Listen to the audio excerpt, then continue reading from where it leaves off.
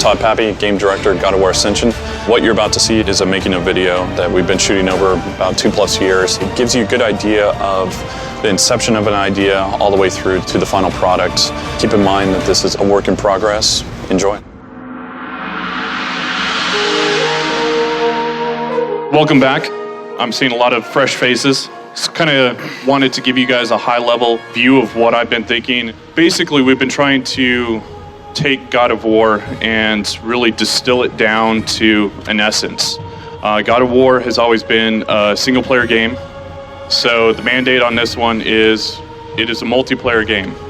I think the biggest challenge by far is transferring a purely single-player, well-developed, third iteration title into a network multiplayer world. It's shocking. That's what's new, exciting, unknown, and where we want to make a mark in the industry. It was absolutely terrifying to work on this technology without a safety rope. We didn't know if it was going to work. We bet the farm on it early. Frankly, if it didn't work, I probably wouldn't be here talking with you now. I mean, it's heartbreaking, it's we in the early stages, and you're like sitting there, you're toiling at your computer day and night, like, yeah, this is gonna be great. And it is just like, it might not be great. We've never done it before, so we don't know what we're doing.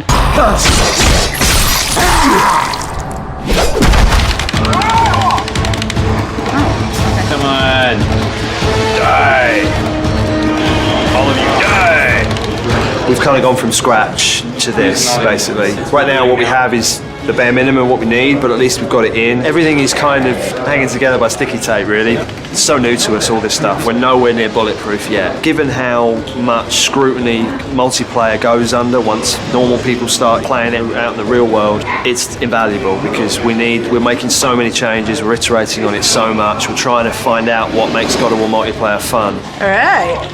Whitney really is in first place right now. She has the most kills, and she's never played before. Believe it, Ariel. The hit reactions over the network trump the circle reactions. Yes. And you want the circle reactions to take priority. Circle reaction trumps everything. Okay, I can fix that for you. Okay. Totally. Cool. I died off the spawn. So basically I spawned and then immediately fell off the pillar. We completely rewrote the way that attack collisions work, and we flipped from the old method over to the new method, and nobody noticed the difference. The reason why I'm so happy is because it's the very first step towards us hiding latency in the game. That's a good sign. It's a good that everyone didn't go, oh my god, it's horrible. So that's encouraging, although we know we've got a lot of work to do on that. It's a challenge every week, but considering where we were 3 months ago, it's a revelation.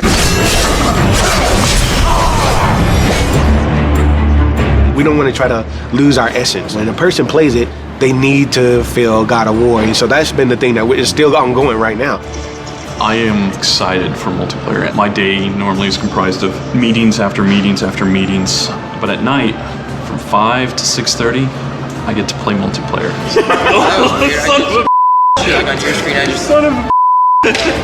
I actually like building up rivalries with the other people I'm playing against and start hunting them down and trying to kill them or them over. Nah, son of a. I think a lot of the unique aspects come from the kills, and you can kill people in a number of different ways. You can use traps to kill them, you can sacrifice them, you can hunt them down and become their nemesis. That's one thing that players will see that's very God of War, and it's different to any other game, is the brutality we involve in multiplayer.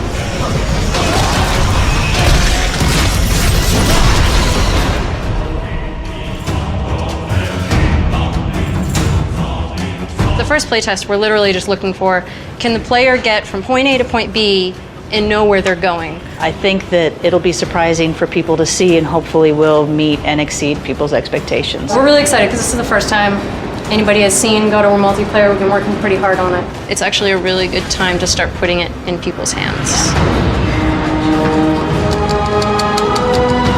Playtests are always nerve-wracking. Day of playtest, I hate it. I pull out my hair. I get very frustrated, just because I expect it to go a certain way, and it never goes that way. You're never happy, you're never ready for people to actually see it. There's going to be quite a few surprises that keep us up at night, probably for a couple days afterwards. We forgot to put the prompt for the cranks. The thing that I'm kind of like nervous about is people actually getting and understanding the concept right off the bat. Because I mean, we are doing something that's very different and we're throwing a lot at you at once. To see them enjoying those moments, it makes all that hard work worth it.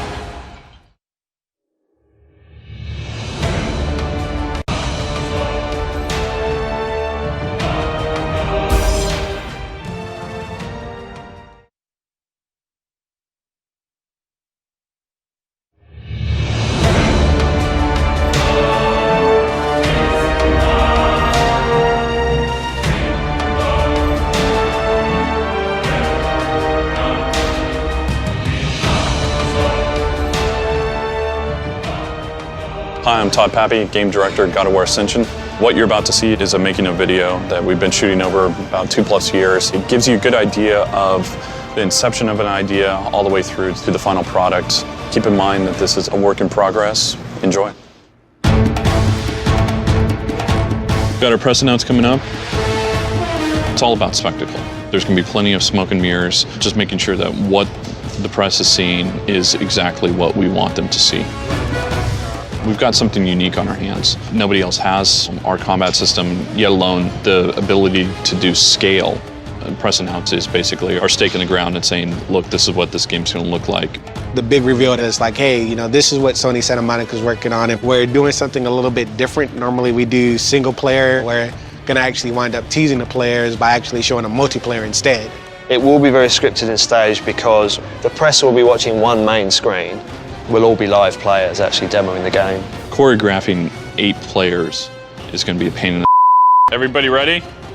All right, they're going. Making sure that everybody's in their spot when they need to be and it doesn't look silly. There'll be tons and tons of rehearsals. Orbs are getting reset, man. Everybody's split up. It's not like everybody's stuck in the same spot. The actual art is really far along. Hey, Jess. Yeah? We got to get shadows underneath the ropes.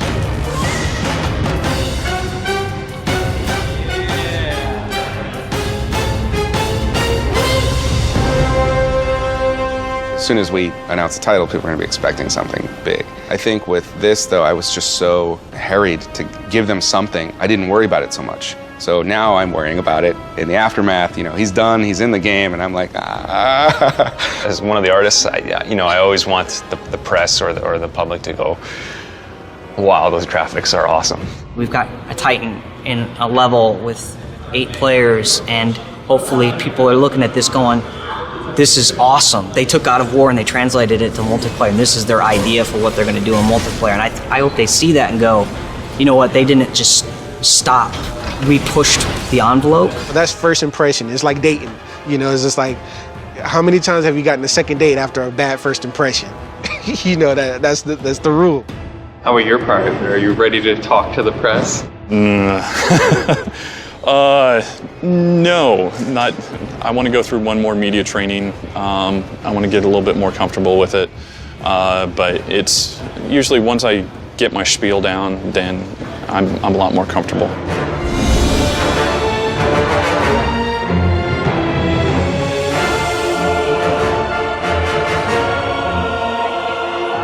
Right now, I'm nervous. We're at the lot in Hollywood doing our press event. I've been up since 3. Tired. We're going to show off multiplayer today to the press, and hopefully everything goes well and they enjoy it. I think it's harder when a game's been running for a long time for it to transform itself. Whether they can pull it off, I'm interested to see. You know, there's a bunch of us talking about it right now and wondering what we're going to see. So, no, I think we're all excited to see what's going to go on in there. Kratos is probably the #1 seller of our magazine, so it'll be good to have him back at our cover at some point. Leveling up and progression, you know, over a long period of time. Brutal combat, brutal kills. This is definitely new for me. Like, I'm not used to talking to press. I'm not a fan of being in front of the camera, but at the same time, I'm a fan of talking to other fans or trying to explain what's going on. We're always under evolution, so yeah.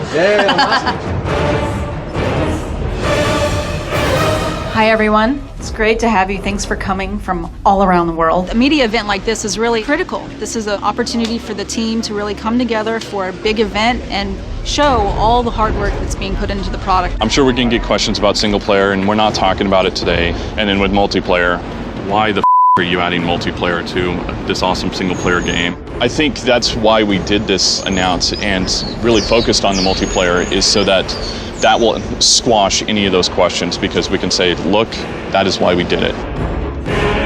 So we worked really hard to make sure that this was live. We weren't going to screw around. We weren't going to show a video. There's actually guys playing back there. They all have a dev kit directly at their feet, a little tiny television. Originally, we were going to have 8 screens set up in the front, and then at some point we were realizing that that would take people's focus. They're going to be watching that guy and they're going to be watching that guy. Really, we wanted to have them be able to focus on one thing all at once as one cinematic presentation. So that's why we ended up having all the guys up in the back. Todd really wanted to have the multiplayer slowly unfold. So we start with the half-face shot, but he's really in shadow. And then the guy steps into the light, puts on his helmet, and it's clearly not Kratos. So we start by unfolding, hey, you're playing somebody you're not used to playing in this God of War prequel.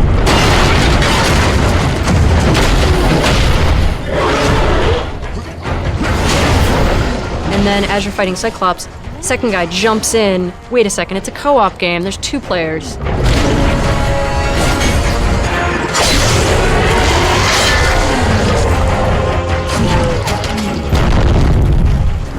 And then when you go into the main arena, that's when we reveal that there's actually 8 guys fighting, because there's already 6 guys waiting in the arena for you. That was important to us, to be able to let people kind of slowly reveal that there was going to be more than just one person.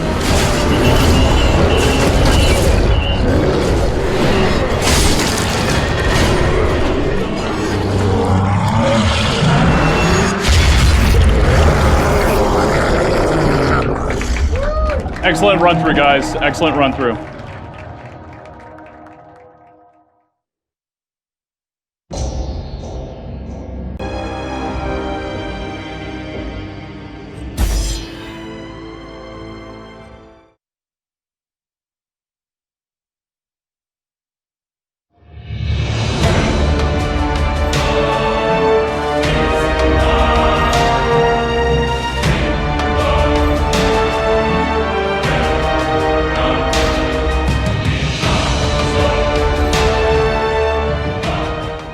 Hi, I'm Todd Pappy, Game Director at God of War Ascension.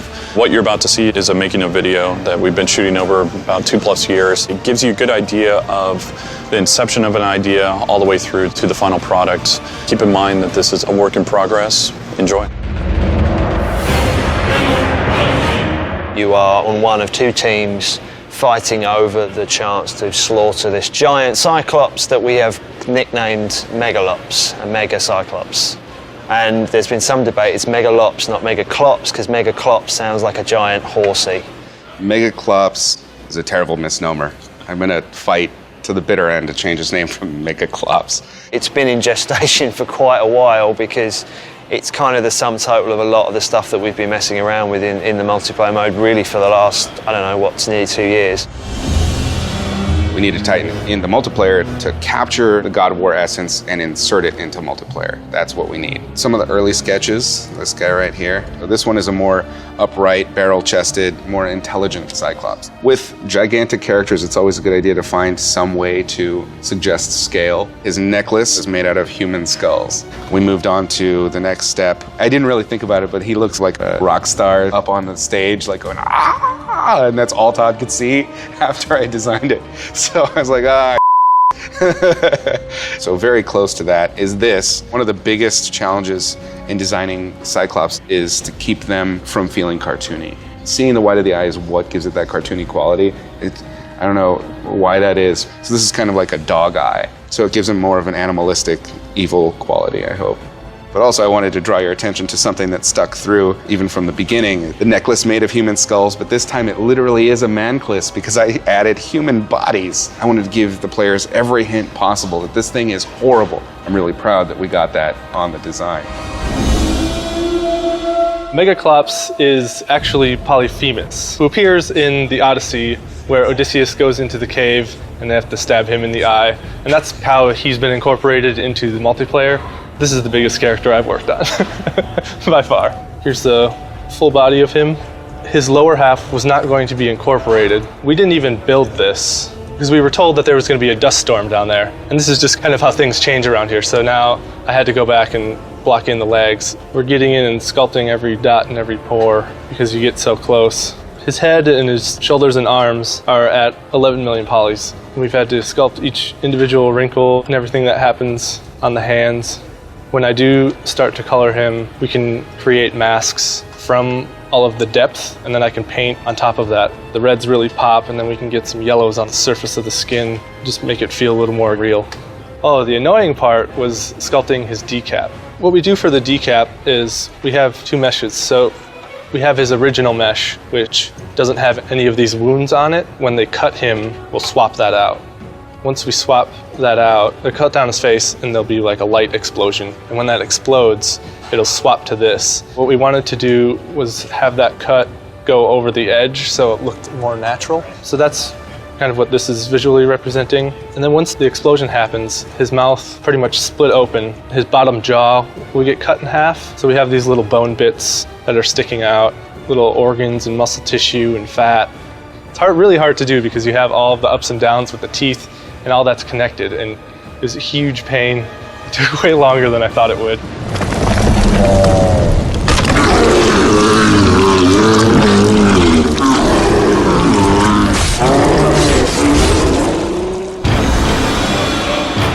First, I was designing a lot of architectures, and once Todd and Chris liked the architecture, then I had to kind of put it into a 3D geometry, which was given to me from level designer. That was kind of hard because everything was made out of a geometry.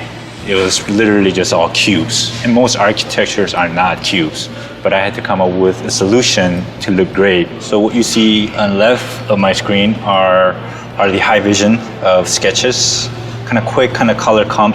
And once they saw this, they kind of like a few of the ideas. This were sent to the level designers, and this is what I got back. Everything was just 2 cube and everything was just all same size. I began to put some of the textures and some of the assets and just kind of try to come up with the interesting areas possible. For the final, I kind of took easy design and tried to put them into the scenery. And then I did broke off some of the pieces in here just to make it a little bit more interesting, adding some rounder kind of columns, and this was pretty much the final. A lot of people, when they play a God of War game, it feels like refined design and Greek and classical, but there's always this edge that's a little bit fantastic. Not fantasy, but it's special and grand. We were always kind of talking like, what is this place? It's just this weird little town in the desert. And so we were kind of talking like, okay, maybe the gods or whoever just chained Polyphemus here. So they added in chain towers with some stands on there so they could watch this sort of battle happen. Maybe we could have some chimneys with smoke coming out of them and some decayed bridges, and some of the buildings are sort of falling apart from previous battles that have happened there. We have these rotundas, sort of gondola tops on top that he can smash. It was definitely really fun to work on. You have everything feeling kind of brown. The brown rock, you've got sand, which is brownish, you've got wood, ropes. It's hard to see where can you jump as a player.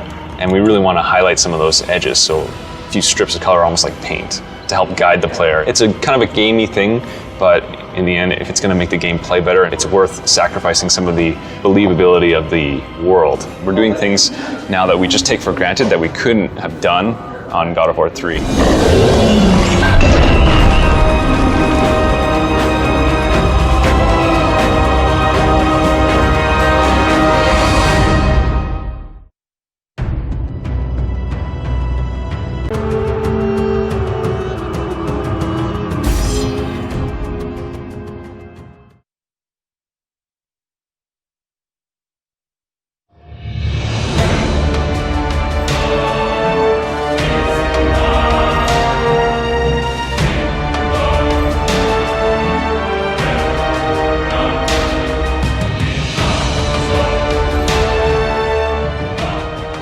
Hi, I'm Todd Pappy, Game Director at God of War Ascension.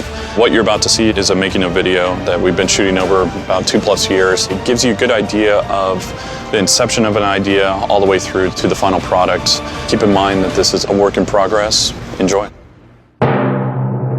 You look at any other multiplayer experience, how many of them can you say that there's a big world action thing that is interacting with you? That's definitely going to be the more rememberable thing. The main sort of drive of it is the thrill of the competition over the glory of the kill. It's a custom arena designed to really accentuate the combat, so it's kind of a twofold thing. We've been working a lot on trying to figure out what spaces work really well for combat.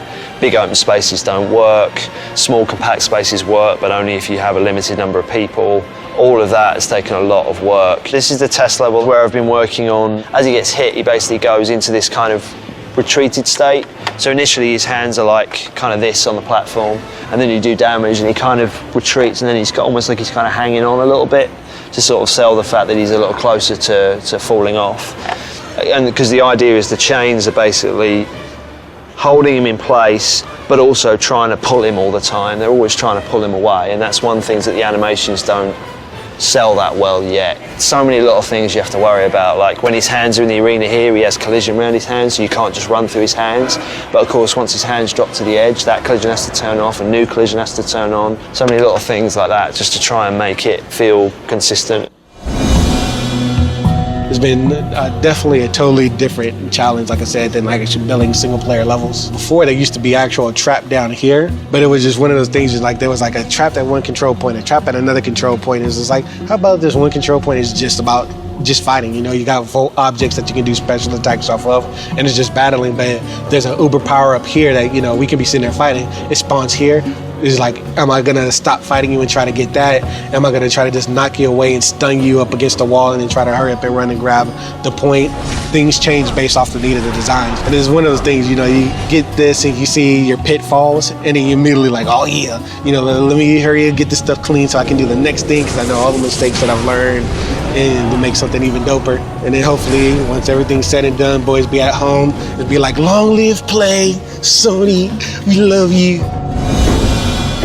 I'm working in conjunction with the other departments, and we're trying to figure out gameplay as we're going along. It's a lot of troubleshooting, like making sure that the rig is functioning correctly, that his animations are appropriate for what we're trying to do in game. You really have to focus on just making sure that he's believably big. So we have to sell the fact that he's heavy. There's a lot of delay on his upper body and his arms. That just gives a sense that he's big and he's very heavy. The emotional range of this character is frustrated, angry, and tired. We don't want the players to feel sorry for him. We always want the players to feel that he's just this ginormous threat in the background, and that you don't want to mess with this guy or he's gonna freaking kill you. A huge factor is that we need to have the camera not hiding gameplay from the player. A lot of the foreground stuff we want to put in, we just can't put it in. This is one of the areas that was quite challenging for the art team to make it so gameplay is still acceptable. So we wanted to have something kind of in the foreground to break up the levels and make it feel like rooftop. So we also need to have the player be visible. So one of the solutions was add some destruction. Evolving the camera systems so that they could handle multiplayer gameplay was a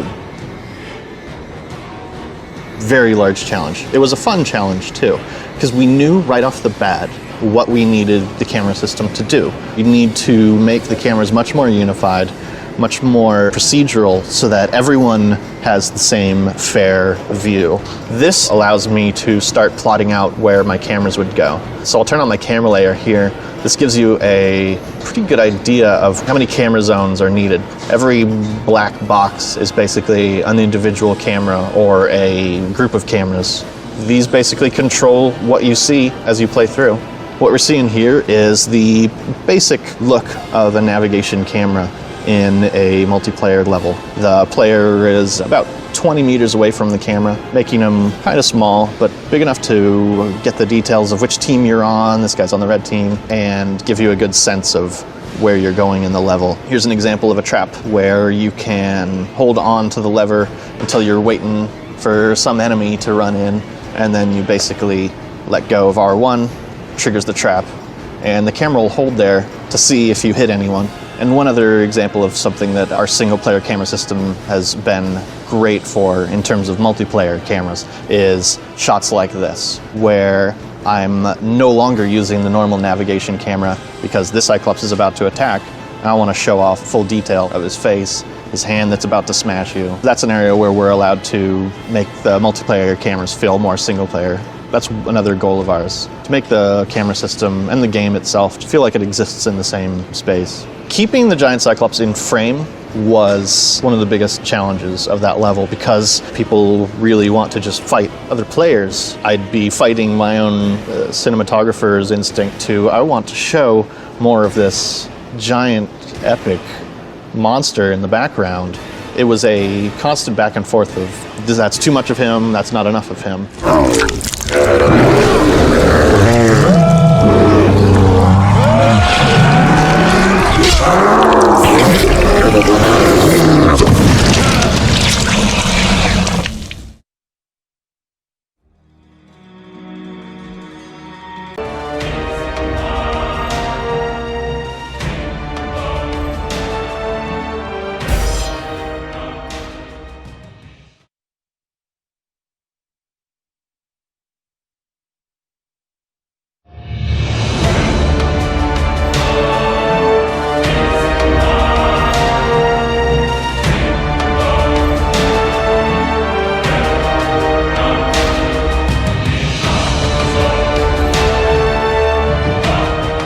Hi, I'm Todd Pappy, Game Director at God of War Ascension.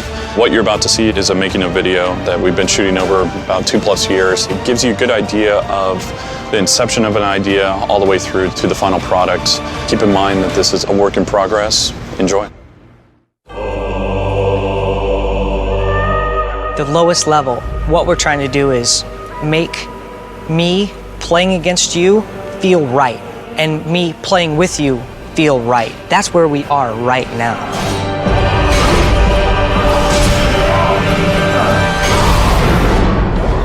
I guess we're bringing the God of War gore to killing your mate, basically, I guess. Killing your mate, yes, your mate, your buddy.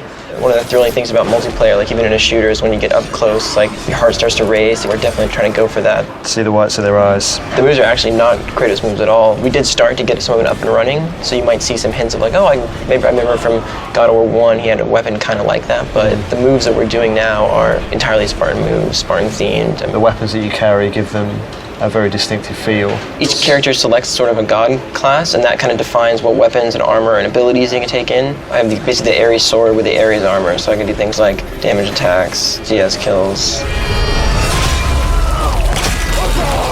I have a little bit more kind of range, so I have that move that has quite a lot of range to it. The idea with the hammer is that in a crowd, he can be less specific. Like if you're playing the hammer class, you kind of look for groups of people to kind of jump in there. And that actually causes kind of groups to disperse, which is kind of nice. So depending on like who shows up with what weapon, people start to kind of change their play style a little bit.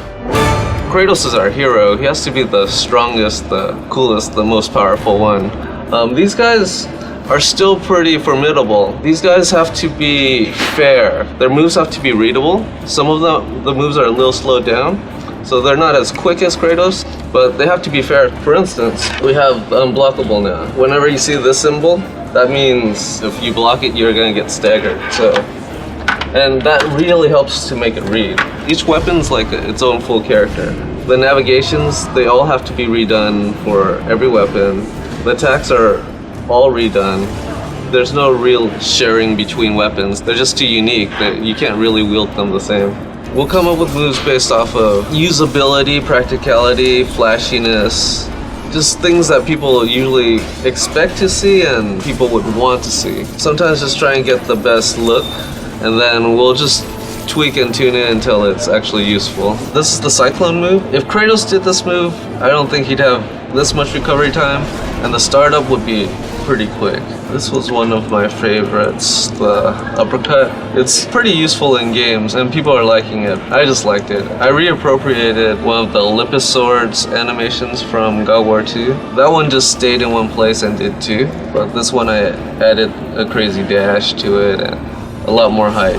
There's gonna be a lot of different specials that you're gonna be able to do. Those will be a lot of work to knock out, but I mean, those are fun though. You know, it's just fun doing those. What's nice about certainly this kind of game is that anyone can kind of get the kill, anyone can kind of come in there and finish it off. You're definitely not invincible. That's one thing we really try to do is that, you know, the characters, they can take some hits, but not a whole bunch, so that even a new character might get in there, and if he gets 1 blow, 2 blows, lands a few, he's definitely going to get the kill, and that's also what traps kind of add for it. With traps, it really doesn't take a whole lot of, timing and skill and reflex. It's literally like it's sort of more planning and strategic element where it's like, I know people want to take this point, I know this trap covers that point.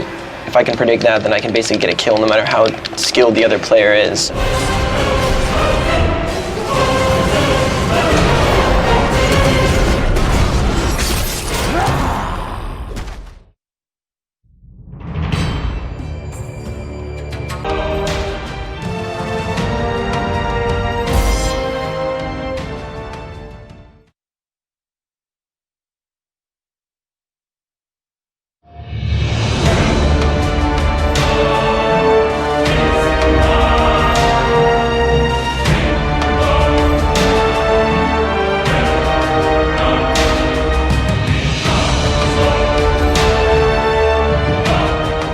Hi, I'm Todd Pappy, Game Director, God of War Ascension. What you're about to see is a making of video that we've been shooting over about 2+ years. It gives you a good idea of the inception of an idea all the way through to the final product. Keep in mind that this is a work in progress. Enjoy. The biggest problem with multiplayer for us is just technology. We've never done multiplayer before. In the last year, it felt like another 3 years. God of War is historically a single-player game, and there's a lot of code that works until you put it in an online environment, and then it falls apart. What I'm doing is basically going through a lot of the code and making sure that we consider what happens when a second person runs the lever code and what happens when a third person pulls the lever. Is everyone seeing the same thing at the same time? At this moment, I'm feeling hopeful. We aren't quite there yet. There are 2 players on 2 different machines, and one is hitting the other with a sword.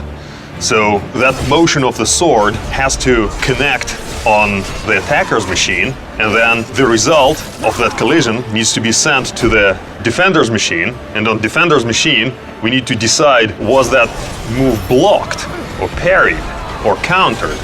And then the response has to go back to the attacker's machine.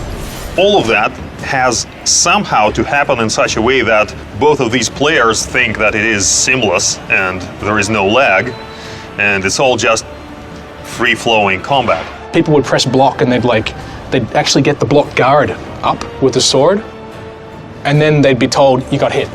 And they're like, Glenn? The actual choice of where these decisions are being made, attackers' machines, defenders' machines, that choice is probably the hardest problem of them all. We do what we call pre-hit. So we actually detect that in the future we're about to hit somebody, and we actually kind of, if you can see like an arc here. So we actually can look ahead maybe 100, 200 milliseconds. And so I'm actually saying, I hit you here, and that actually gets sent over the network.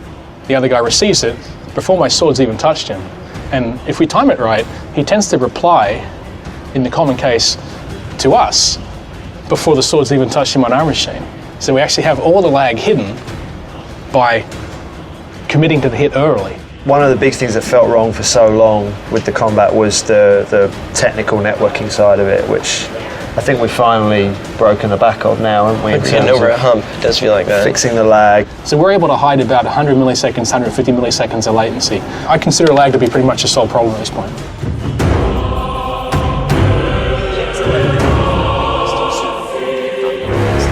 One of the big themes that came out of last week's Friday playtest was that the quality of the experience has a lot to do with the caliber of the people you're playing against. I focus on matchmaking. Without matchmaking, you won't be able to find your peers. You won't be able to find other players to play.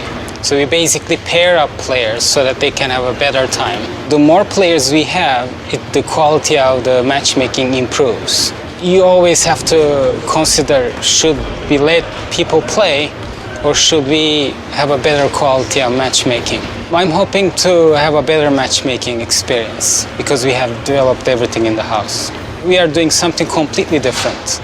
We are deploying the code ourselves, and we are managing all aspects of it. So there's no one to call when something happens except ourselves. Now we're going to actually play sheeted 60. That was started like inefficient, running at 45. And the intention of the playtest is to get the combat feel at 60. We're playing the game every week. We're making sure that everyone gets a controller in their hands and they start bashing each other with swords and hammers, and it's a lot of fun. The fact that programmers are playing it is a very positive step. Programmers want to write code, and some don't want to play the game they're making, and that's okay. But when you're making a multiplayer game, it's really important that you iterate and you see the changes you make playtest to playtest. A few weeks ago we were having issues getting people coming and playing because I think the combat was in a bit of a rough spot. We knocked off a huge number of bugs and suddenly everyone was just more engaged with the game. We were like floundering, and now we've iterated our way into a good place. So I feel happy about where we've been, and I feel excited about where we're going to end up.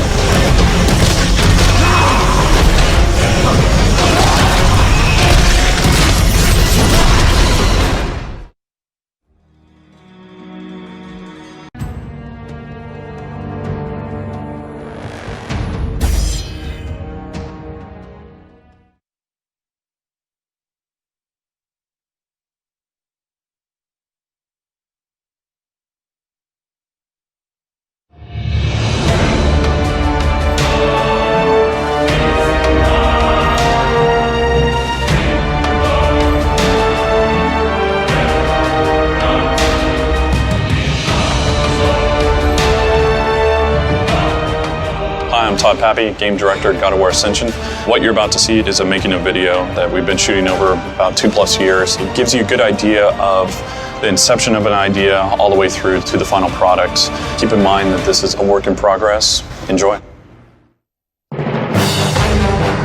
Level design is a fantasy. It's, I want to do something that I can't do in real life. Level design is also a challenge. It's not easy, it's not handed to me. I feel like I accomplished something when I did it. And in the end, level design is about giving that reward. You want to do it again and again and again and again. Moving to a multiplayer game, we can't take all of the things that we did with single player and think that they're going to work in multiplayer. That involves levels in terms of how you're going to funnel players together while they're playing cooperatively, or how are you going to get players to run routes in a map when they're playing against each other so that they don't all clump up in the same areas. God of War multiplayer is all about telling the single player experience of God of War in the context of a multiplayer environment. You have the exotic locations, the grand set pieces, the cool mechanical contraptions that you're used to using in God of War, and the lore that takes place in the God of War universe contained in these maps that are very well thought out, with very high level design and production value. I think you'd expect that the levels in multiplayer are simpler than the single player, but they're, I'd say, 5 times as complicated. We've got traps, we've got different capture points, 10 different chests, big titans in the background, things like that. There's just so much going on. I haven't seen a multiplayer out there like our game, and for us, we wanted to make sure that we weren't copying anybody, and it feels like God of War. We're going to breathe a lot of fresh life into this genre, and we're really creating kind of a whole new multiplayer genre. The tutorial level that we're going to have for multiplayer is basically the player's introduction to multiplayer. You're going to start off as a warrior. You're imprisoned in a location that I cannot name or I'll get killed. Your life is about to flash before your eyes. When that happens, you're summoned to the gods, and the gods teach you how to fight and how to go, bring about glory for them. So how we want to kind of do this is you see like the establishing shot of the actual warrior coming down, and then you wind up seeing, the Zeus out in the foreground. So you're going up to actually go meet with the gods. Obviously, when you're in this point, you won't have your armor, you won't have your weapon, but since you'll have a head. I don't have a head right now. So, right now, I'm just teeth and eyes. There's these statues that represent all the gods in the background. You get prompted to select one of your allegiances. You got Ares, Hades, Zeus, Poseidon. I'll walk up over here, and when I come to Ares, Ares makes a plea for me. Once you select a god, you'll actually get whatever weapon is best for them. So like for Ares, it's the sword. For Hades, it's the hammer. Zeus is the gauntlet. Poseidon is the spear. You start seeing the light, and when you interact with it, that's when this guy appears. From this normal tutorial, he's just asking me to do quick attacks on him. Then after you go through the quick attacks, then he's like, hey, do heavy attacks. There's certain things that we need to teach you in a way that's directly related to the game. So take, for instance, like how it told me to do my L2 and my L2 to escape. And that's very key because that gets you out of like a lot of situations. And then once you actually beat them, you know, you get the praise from the gods. You're good to go. By that point in time this is done, you should be able to at least do basic fighting. We really recognized that we needed this after a few play tests and people didn't know a lot of the moves in the game and it was too much to absorb at first. So it was like, okay, we really need to have them go through a tutorial level. We'll take this and we will do a bit of a block out where it's a little bit more detail, increase the scale, make it feel a little bit more epic.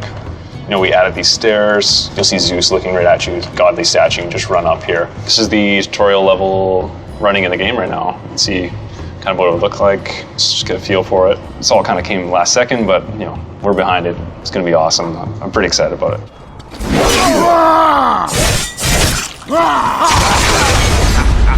Excellent.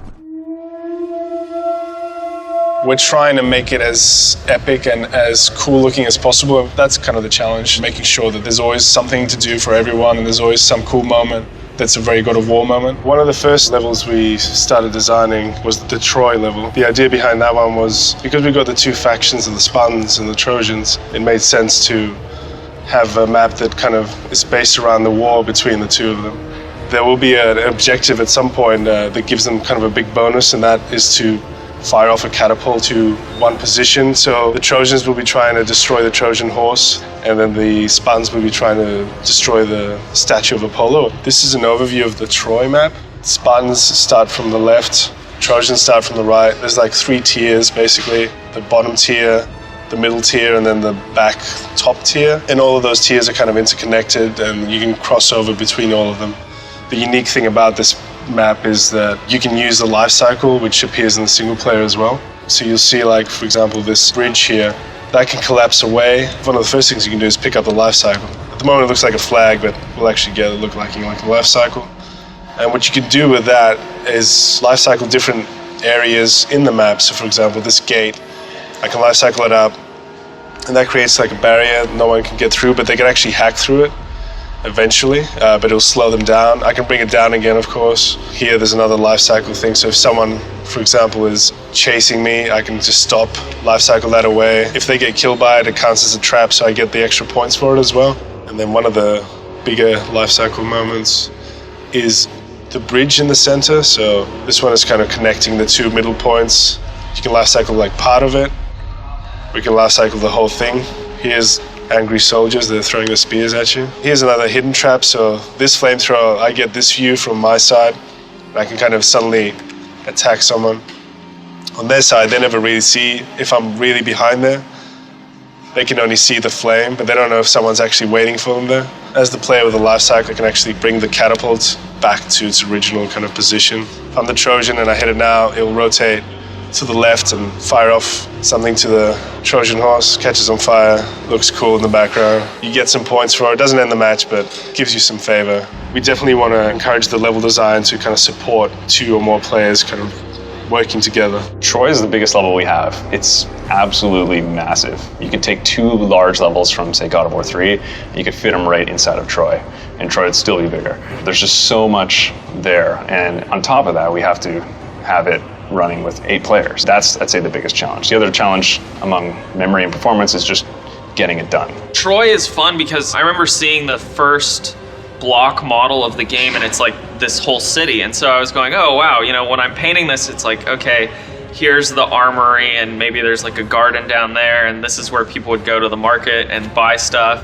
So this was from the level designer, the block model before anything else is existing. It's really fun and challenging to work on top of this because it's so abstract that you're like, okay, what can this be? You know, what can I turn that shape into? So I wanted to show this city that's in ruin, and since it's at night, you know, I wanted the lighting to be really dramatic. The city sort of goes down and it's on fire.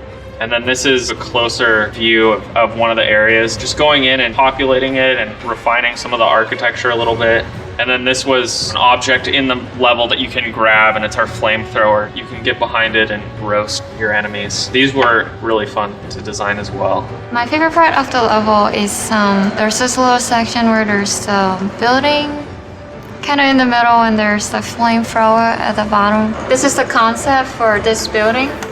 So originally you enter on the backside. Because for the gameplay we had to change it. See, the camera is looking this way so they couldn't see. I opened up this wall so you can get in here and you can use the flamethrower.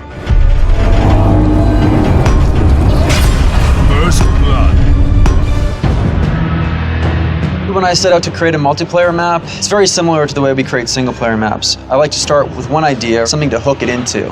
For one of the maps, the idea was there's a huge Gorgon statue. She's the kind of focal point of this map, and that everything is built kind of around her. And see the levels kind of built on top of the creature, and then we'll get down in here and I can kind of show you what the space feels like.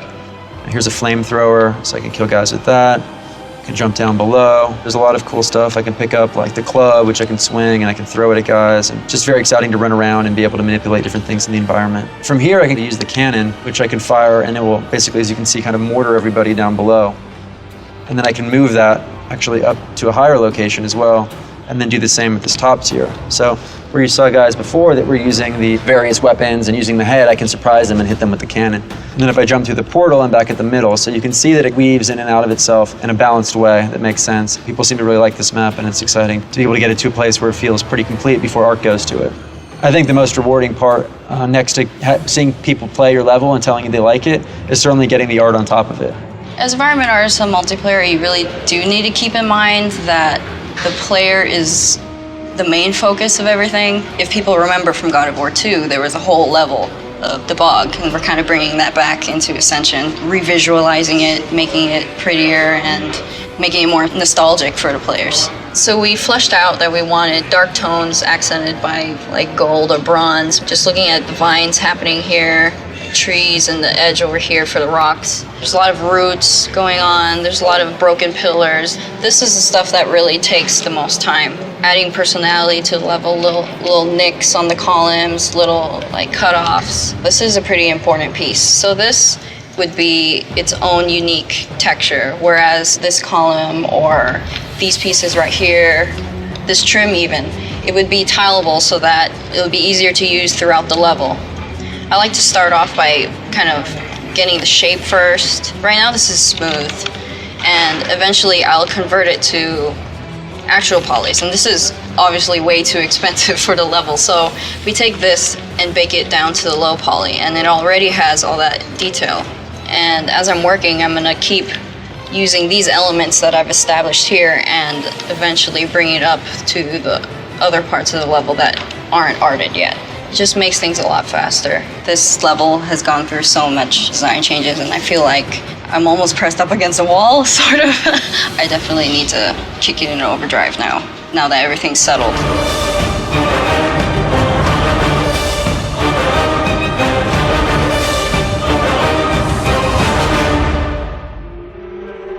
This is the Labyrinth. The high concept for it is based off the Labyrinth from God of War 3, so we're trying to bring back some iconic locations from the previous game. How cool would it be to have the players kind of in and inside the Labyrinth while it's being constructed? It's the starting cube where players actually jump out of. The other side, the Trojan side, will have the same setup so they can kind of get into theirs. Both of these cubes meet up together, and then they start kind of rotating around each other, so they change their positions 90 degrees. And then eventually a third cube, the green cube, comes in. The green one and the red one and the blue one kind of lock into place, and then you're moving between all three of them. And then that's when we also bring in the Scorpion. He'll actually kind of come up from the side of the cube and try and attack. That's the basic setup. So this is the intro. Each faction starts on their own side. The cubes lock into place. Then you can actually jump down and you're on the top tier of the cube. Here you can get the pickups, you can set some of the traps, and this is where the domination point is. While you're doing that, the two cubes actually meet up in the middle. Each level has its own trap, so this one, you got your flamethrower there, and you've got like a conveyor belt kind of mechanism that you can use to jump off at different levels of the map. The cubes start rotating, and now they'll meet in the center.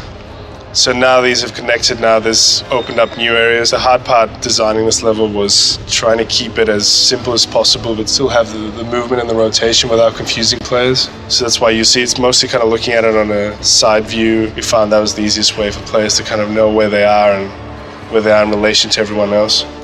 So you see in the background, that's the cage where Pandora was in the actual single player. You'll see cubes moving around in the background throughout the game, so things are slowly happening in the background while Kratos is basically assembling the labyrinth in God of War 3. Scorpion should appear as well. There he is. Basically, he's kind of harassing you and protecting that point and trying to swat players off it. The idea is that you'll eventually get favor for hitting his arms or, kind of damaging him and potentially killing him or throwing him off the edge or tearing off his arm and putting it into the grinder or something like that. So it's like the cubes are moving around, they're sliding in and out. You gotta be careful because they move and everybody will get thrown off of it. So like they're these huge titans.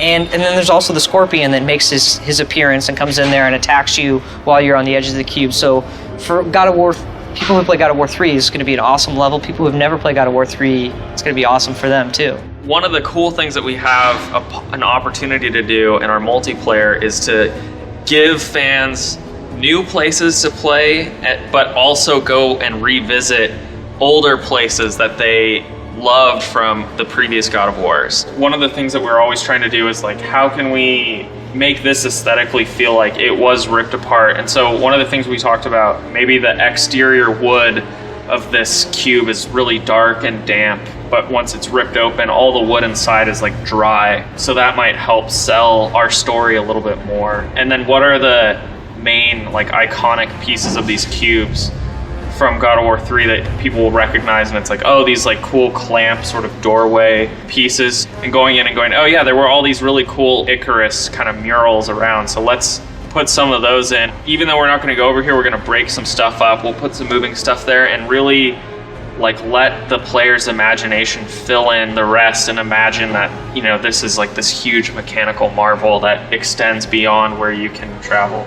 Going more detailed and going to the top. The top is all wood and you have that large clamp, and then maybe the next layer of wood got ripped off, so then we can see more of that refined metal where maybe there's gears and vents inside of that. So we try and put love into everything that we can, and I think that's what makes our game great and really separates it, is how much sort of detail as it funnels down.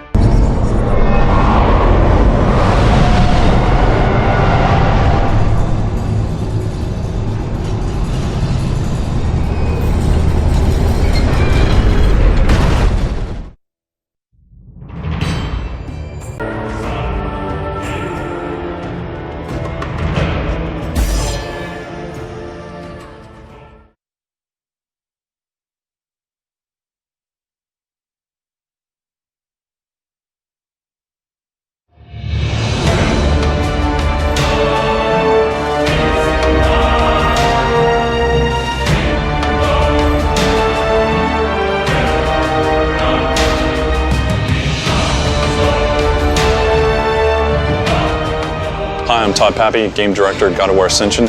What you're about to see is a making of video that we've been shooting over about 2+ years. It gives you a good idea of the inception of an idea all the way through to the final product. Keep in mind that this is a work in progress. Enjoy. When we first started talking about it, it was, all right, let's run on some snakes and see what that looks like. What I was given was there's a python that's wrapped around this entire level. First reaction about the snake was, this is going to be huge and epic, and it's going to take a lot of work. That's what God of War is big challenges and epic pieces and things like that. These are initial concepts of head designs. For instance, this one's more stylized. This one's a little bit more serpent, dragon-like, and more kind of ancient looking, kind of more mechanical. So I went through lots of variations on scaling patterns. Some of these show a little bit more direction, some are more stylized. Trying to keep the overall feel of Python stripes. And this one's the most finalized version.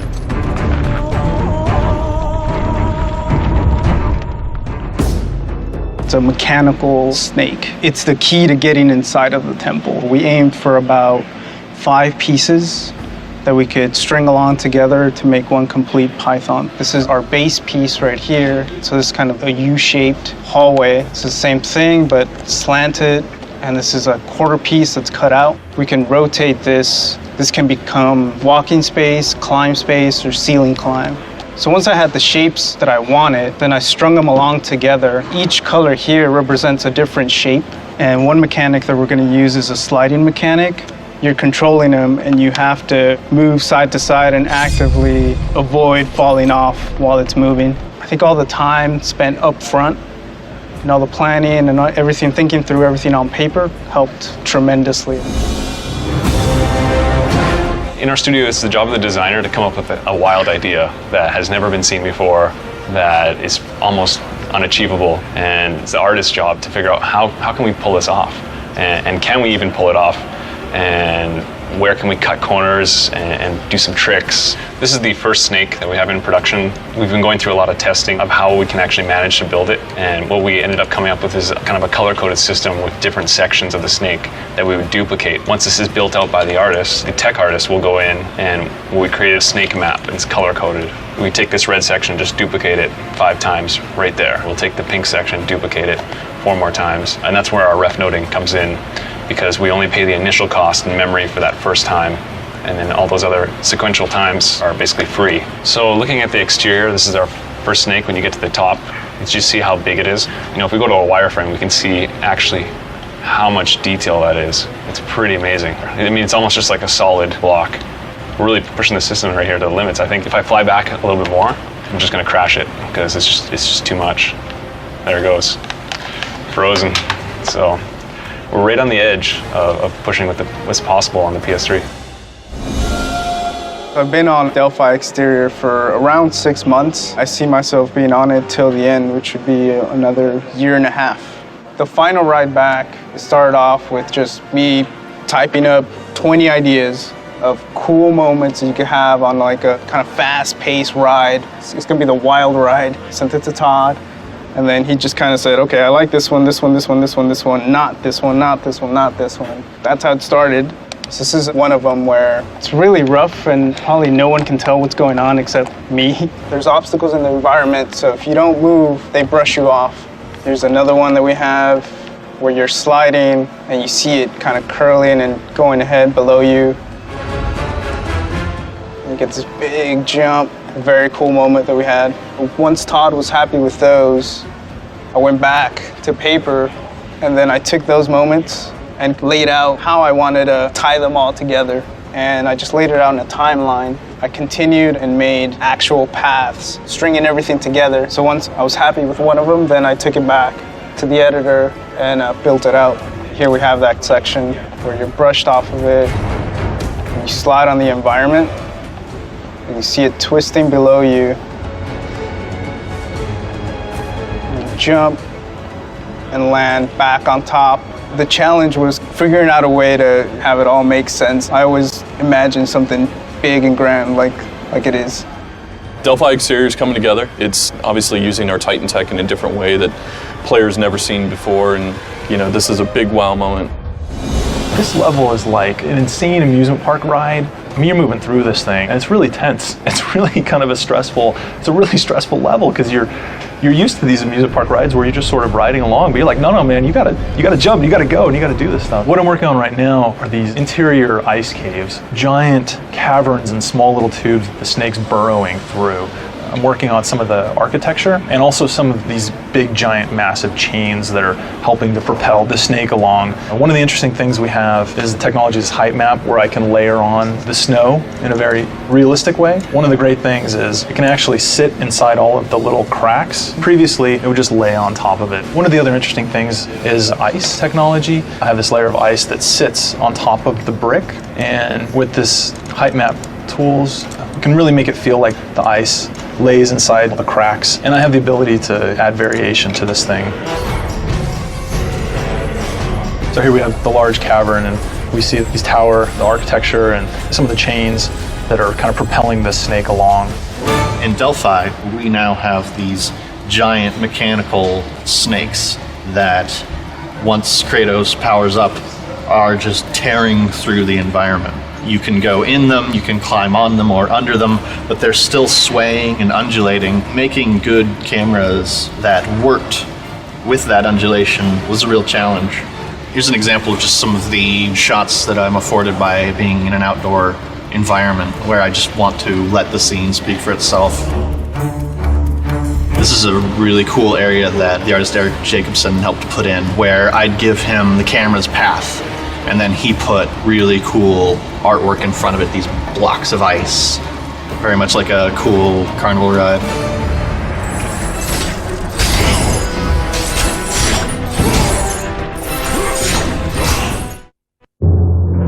A lighting artist basically populates the world and brings it to life. I always consider myself kind of a painter, but I paint with light. I think it's incredibly important. It's kind of the unifying element. It brings the textures and the models and it brings it all together and gives it atmosphere, a mood, and helps tell the story. So you can see all my lights in this file right now, and some of them have really small radiuses, but I can also see them in Maya. So here I have a firelight. If I turn on my radius, you can see the radius, how big it is here. So that's a visual representation. I can make it bigger, so then it'll affect more of the scene. I can make it huge, and it'll affect even more. I always play around a lot with the radius. So see how I bumped up that light now? I can really make it go extreme and really strong. And see, now it's affecting more of the scene. So this is the scene that went through first pass lighting. Here you can see the sunlight and the ambient affecting the scene. If I turn off the sun, the scene would look like this, and all you have is the ambient light. If I turn off the ambient light, it would look like this. And you can see like all the shadows turn completely black and you don't have any information in there. When I do the lighting, I always like seeing the environment artist's reaction. They're like, oh wow, you made my level look awesome. I love that level. I mean, it took us a long time to get it to the point that it's at right now, but that's because it was new, uncharted grounds. We haven't done that stuff before. I love it, and I've had plenty of people come up to me and say Luis really knocked it out of the park with the art that I've been seeing. I think this will be a huge showcase for the project.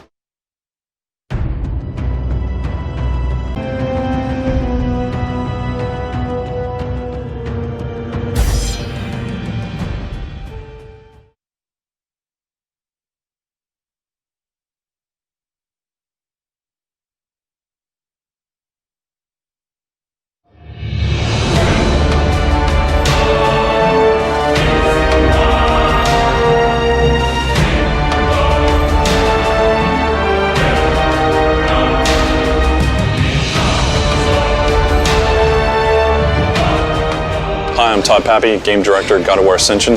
What you're about to see is a making of video that we've been shooting over about 2+ years. It gives you a good idea of the inception of an idea all the way through to the final product. Keep in mind that this is a work in progress. Enjoy. Hecaton Curies, I call him Hector, is a 100-arm, 50-head creature in mythology. And again, like the Titans, these were actually stronger than the gods. There are these giants that took part in the big war between the gods and the Titans. I think they guard the Titans that are in hell. It's something that we've never seen before in our mythos, and so we thought that it would be a really cool prison level where you can be walking around and see eyes on the walls or on the ground. You feel like somebody's always watching you. There's actually a shanty town in Brazil that was kind of a little bit of the inspiration for this. One of the major elements of the entire God of War series is that first big boss battle, the big in-your-face moment, in medias res thing that God of War does so well. Going back into the past with the Hydra and the Colossus, with Gaia and Poseidon, I have some big shoes to fill. It's really scary, but it's also really exciting because this is, just a continuation in the big moments, the most memorable moments of all of God of War. So based on the concept of 50 heads and 100 arms, I thought it would be interesting to make it a creature at first. So I went with an octopus and created this palace on top of a giant land octopus that's living in the ground. We ended up doing some more. So this is a standard figure with the 100 arms coming out of every pore of the body. And I was thinking that the prison palace thing could be its upper body head shape, and that it would just have these rotating faces going all the way around. Here's sort of the monster finger tentacle things. These guys would be the very tips of every arm. Here's some more variations of them. So I went back and forth from pretty human-looking elements to some really creature-based ones. Hecatonkires is just a puppet. The Fury is the controller. So she's the primary villain that you need to be getting as Kratos. So this is the Hecatonkires. The Hecatonkires is the first prisoner of the Furies. And over the millennia, the Furies just built on top of it so that all of the other prisoners and subjects of the Furies now live in or are tortured on the surface of Hecatonkires. So another aspect of the pitch was the introduction of where Kratos is. The player comes awake and they are in a world and they're not really sure what's going on. We didn't want to have the fact that he's basically tied to a giant be obvious. The initial sequence is Kratos is actually inside the roof of the mouth. This is like the molars and the teeth up here, and sort of the floor has been built into the bottom jaw. I did a bunch of passes of the head as if it were still alive. These are all heads pre having the buildings installed, except for this one here. And this is the most recent one. I just did this one yesterday. I wanted to make sure that the Hecatonkires was obviously a puppet. So I carved out its eyes so that people would live in there, and whenever it's attacking or something like that, you would be able to hear screams from inside it. This thing is not doing this of its own volition. It's a zombie. So this is where I'm at as of this moment. I'm a little nervous, but I'm excited. I want to deliver something that kind of brings something new to the God of War franchise. This gives me a lot of inspiration and ideas for how this could potentially look. So in an actual level, and the shell's basically the template. What we base this off of is a script, and that script basically calls out all the different story moments. And so we kind of take that script, and then now we're building this out in 3D. Imagine this is one of the arms. So here, you're kind of running up an arm, and then there'll be combat in here. The idea here is just putting a stake in the ground. Once we get this feeling right and the space feels right, then we'll actually divvy this up, and a designer will own different sections and then really go into detail. Hecaton has had some changes. It's had some birthing pains. One of the defining moments of feedback for us is when, during the meeting, it was stated that Monster didn't feel like a cover monster. Like if we were to illustrate him and have him fighting Kratos on a cover, that monster didn't look enough for a person to want to play the game. And once we figured that out, we completely changed direction. Originally, our concept was that Hecaton was the first breaker of oaths, and thus the Fury's first victim or prisoner, and they just built a prison around him and on him and in him. I've been working on the creature hand for a while now. We needed a little bit more intelligence in the creature. We wanted to include something to hit. Then I started implementing things like human body parts or ways to break the arm up in unusual ways. Kept coming back to, we don't want it to feel like a hand, but make it feel a little bit like a hand. Here's the parasite wearing the hand as a jacket. It can get tough to keep the creative juices going, but ultimately that's the purpose for a concept artist, is to keep bringing something new to the table and find as many solutions that you possibly can for that one problem.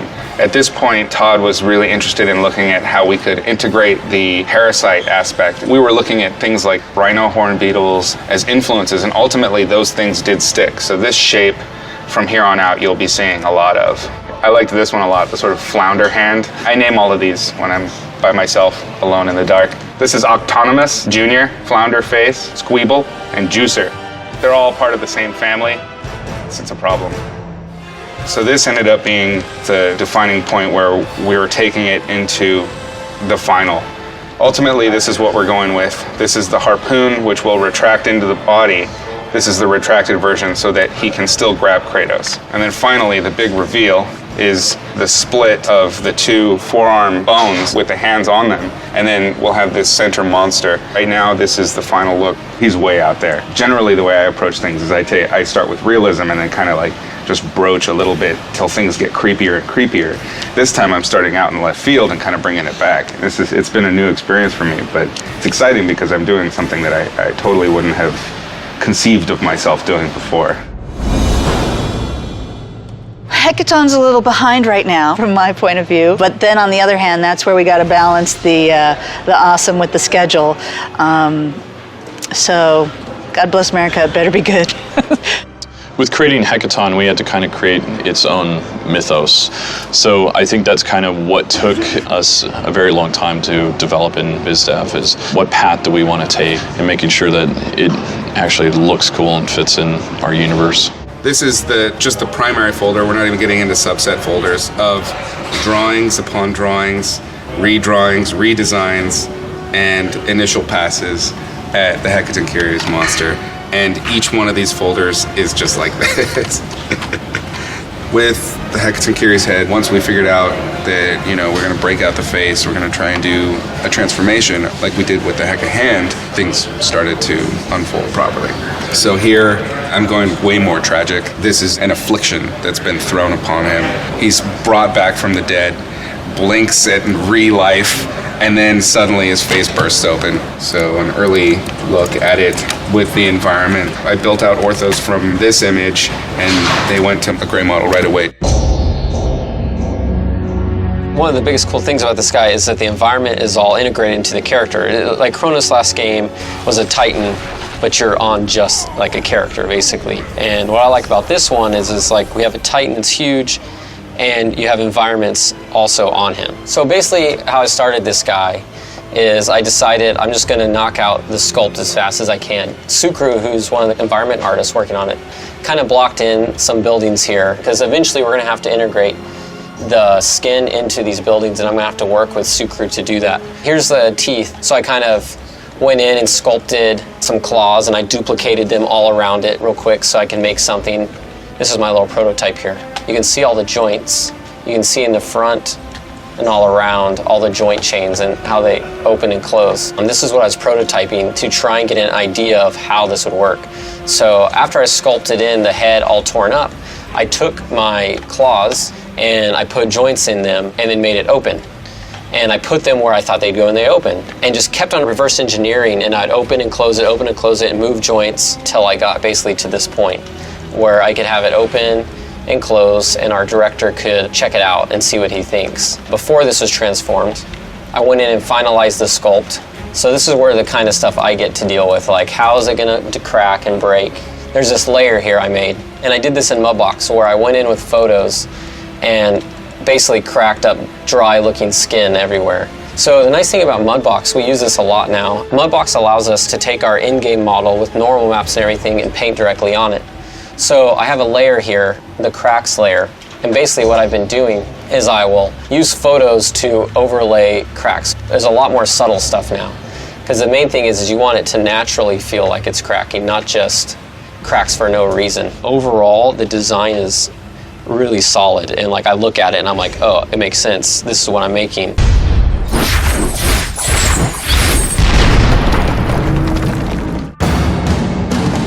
Since this is the first level of the game, we want to teach the player, the basics, right? This time the tutorial is different than the previous God of Wars in the sense that we're not opening with a fight. This time around, we're actually going to try to do a chase. You want it to be high action, but at the same time, this could be the first time someone has played this game. That's been a bit of a challenge. This is the starting area for Hekaton. And as you can see, there's a Fury that you're supposed to chase. So basically, if I zoom out here, you can see that we're chained up to the roof of Hekaton's mouth. So after you break yourself free, you start your chase. So these are prisoners, obviously. As you move, she causes stuff to fall. So that's kind of a new ability for Kratos where he can vault over these objects. You continue to chase her, she closes gates. This is where the player can actually double jump for the first time. She just keeps leading you on. She's like, come get me, Kratos. And then this time, you come over and you slide. and you couldn't stop yourself, so you basically crash through. She injects these guys on the ground with parasites, which causes them to come alive. So during the course of the fight, some of these cells are going to get ripped off. When this one gets ripped off, it actually opens up the cell, and so now you're kind of on the outside. Here there's going to be a strength moment where Kratos actually busts open the gate, and he's gonna re-enter the prison. You'll see that it's lined with a bunch of jail cells, and there'll be arms sticking out, and you'll see the Fury again. You're like, oh, there she is. And as you make your way to get her, a huge hand comes crashing down. This is kind of when we have the first reveal of this huge arm. You kind of ride the arm out, and then here you could see, this is the main arm, and off of the main arm are the smaller arms, and that's where you started. And so basically, here's the 6 arms. There's 3 on this side, 3 on that side. Here's legs here, and he's kind of reaching up towards the sky. That was his last stand. We had to create large spaces because of new mechanics like slide. You're moving pretty fast.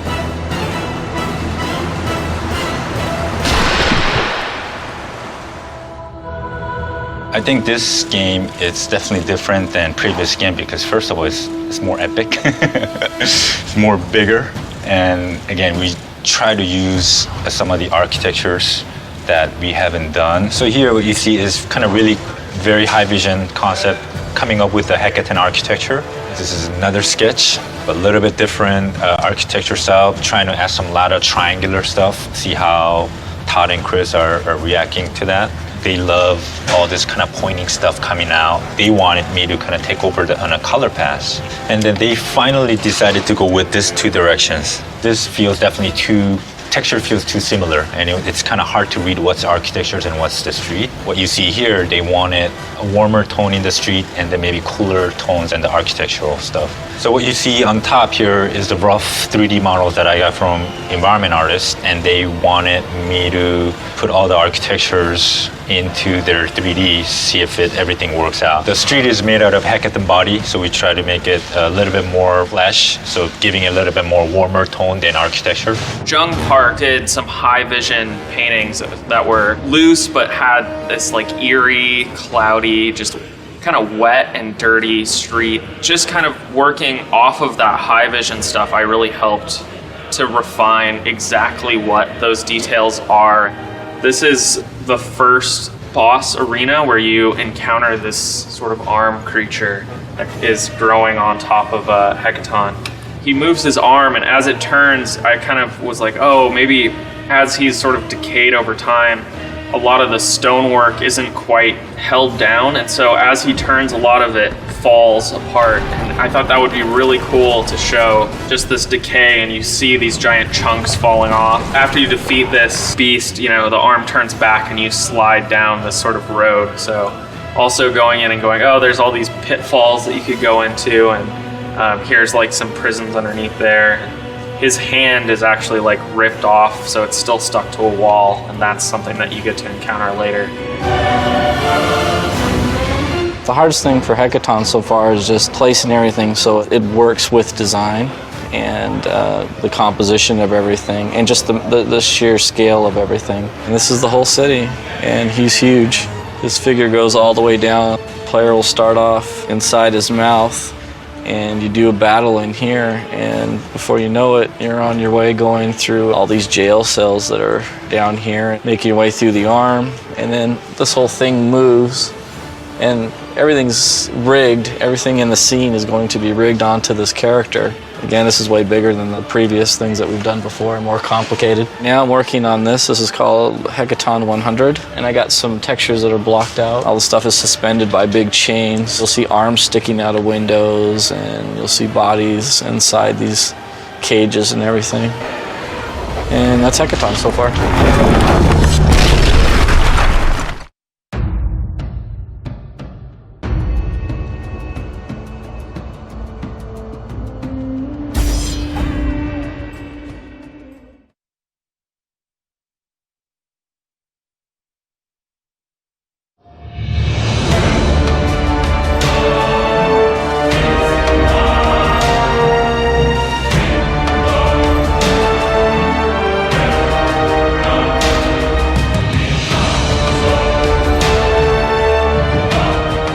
Hi, I'm Todd Pappy, Game Director at God of War Ascension.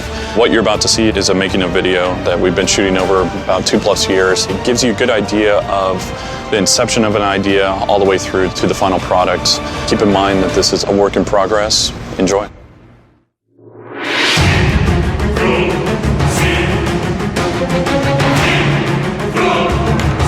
Today was our really roughing out the beats for Hecaton, which is our opening boss level. I needed a reason to make Hecaton come alive other than Hecaton was already alive right off the bat. Because I thought that it was far more interesting that Hecaton was like, had the city that was built on top of it, and you didn't know that. Hecaton is the beginning of the game. Kratos starts in Hecaton. It's essentially a prison. The player doesn't know why Kratos is here just yet. And where it is in the story is the very, very, very beginning. It's like pre-God of War 1. So Kratos has already killed his family and he's dealing with the torments of that. He's kind of locked up in this prison and the Furies are torturing him about what he's done in his past. Like the Furies are the ones that want to keep Kratos there and they want to continue to mess with him and torture him. And it's against their wishes that he's getting out of there, so they'll do anything in their power to make sure that he doesn't escape. There's still so many things that we gotta basically answer. The stuff that I've seen so far, I think is really promising and hopefully feels very, very different than what we've done in the past. And again, that's what we're striving for, is to make this feel new. We got probably roughly the first 5 to 10 minutes fleshed out. There's still a lot of questions on the table. Currently, I'm focusing on the first boss encounter in the level, which is the Hecaton 10 you see in the background here. This is the first fight, and it's going to be actually simpler compared to the rest of the boss fight. So this is like a warm-up for everyone. Try to put all the pieces together. Every single God of War game has like amazing opening. It's always like set the benchmark pretty much for the game. Everyone involved here, we all feel a lot of pressure to deliver. We're still in the early stage, we will see how everything pan out, everyone will try their best, try to make sure that we will meet that quality bar. From our standpoint, it still doesn't feel like a Titan. We need to make sure that we're selling the movements and the scale of it, and that's some of the things that we're trying to fix in art and animation and cameras right now. These are the basic poses. There weren't really a lot to do because he's so wide and thick. This one, I'm trying to show a little bit more of the arm so that it feels like a whole hand. Even if he just does a super or something like that, he pulls out and then goes back in to sell that. I mean, I like the ones where he puts his hand down. I like this type of pose more, like when he angled, like he put one of his arms forward. I think it looked more dynamic. Because there's so many moving pieces in the opening level, constant communication between art design and programming is required, because we have a level where you would tilt any directions and we have a wall crumbling and the boss character just destroy this piece of the structure at the same time. It's going to be that feel like you'd want it to almost... You have this gigantic arm, and then it comes and it's moving around, and then it props up to an arena, and if it just does this, then it's not gonna, to me, it's like, I really want to see constantly this, Yeah. So what you see here is actually the very first shot of the game. We want to put a twist on this opening. For any fans of God of War, they probably will be surprised by this opening, because Kratos is looking in the puddle, and then we change from a seemingly third-person perspective into first-person perspective. He get caught by the Fury and he just wake up and he look at his situation. By the way, this is not the real Fury, this is just a stand-in. Kratos finally breaks free and got his hand on the Fury, but the game just started for the Fury, so he's having fun. This is the chase where Kratos is going after the Fury. Immediately, we highlight all the new mechanic in the game. Environment is being destroyed. That's the beginning. That's the very beginning. Typically with animation, we're used to animating bipeds and quadrupeds, things that you're more used to seeing in our real world, whereas Hecaton is bizarrely different. He's an actual hand. He's got no legs, so he moves a lot different. This is a rough pass of Hecaton transforming. When you first encounter him, he has this closed hand pose, and he goes from that to where he rips the outer layer of his skin from the fingers down, and these fingers become two huge hands that attack you. The rig made it complicated to really make it convincing that these things were ripping, so I have to go through another pass to make it seem like it's really painful for him.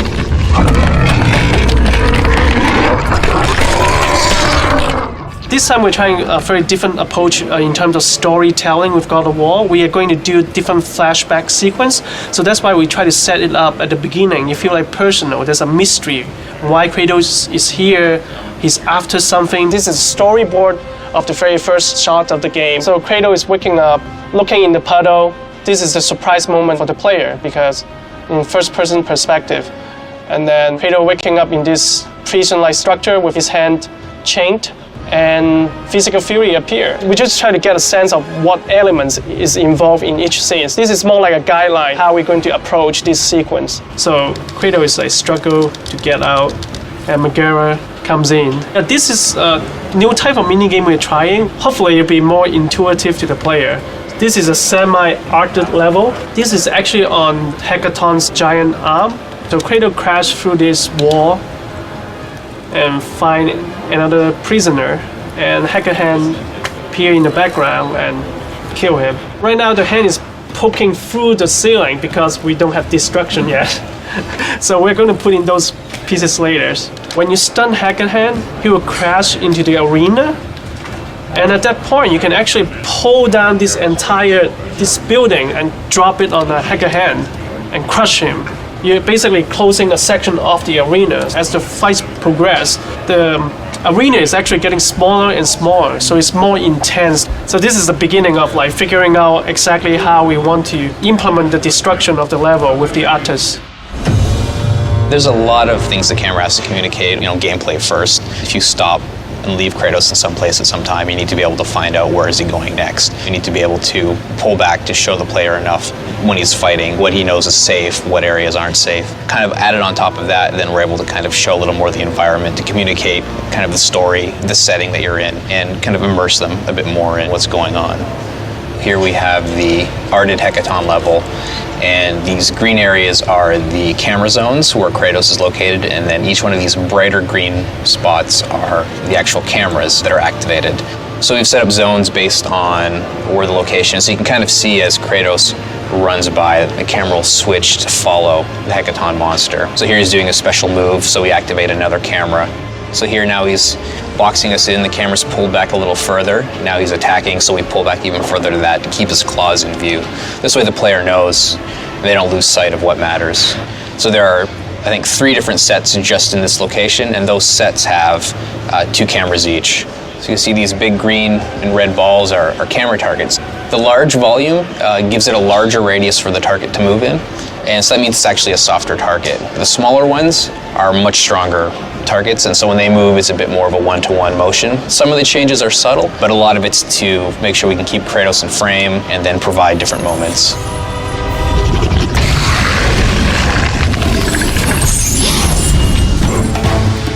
When you kick through this door, we're going to have a cinematic to show this hand transform into the monster. But we don't have that right now. But we have the boss fight. You are going to fight the Hecaton head. What he is going to do is to pick up these platforms in his mouth, and then you're going to battle enemies AI on this platform, while Hecaton head is chomping away on the platform like a piece of pizza. Eventually the head will break this piece off and swallow it. So the arena will get smaller and smaller. Player will be able to cause him to drop the platform. And now the platform is vertical. Once you're there, you're going to break this one too, which causes him to toss it away.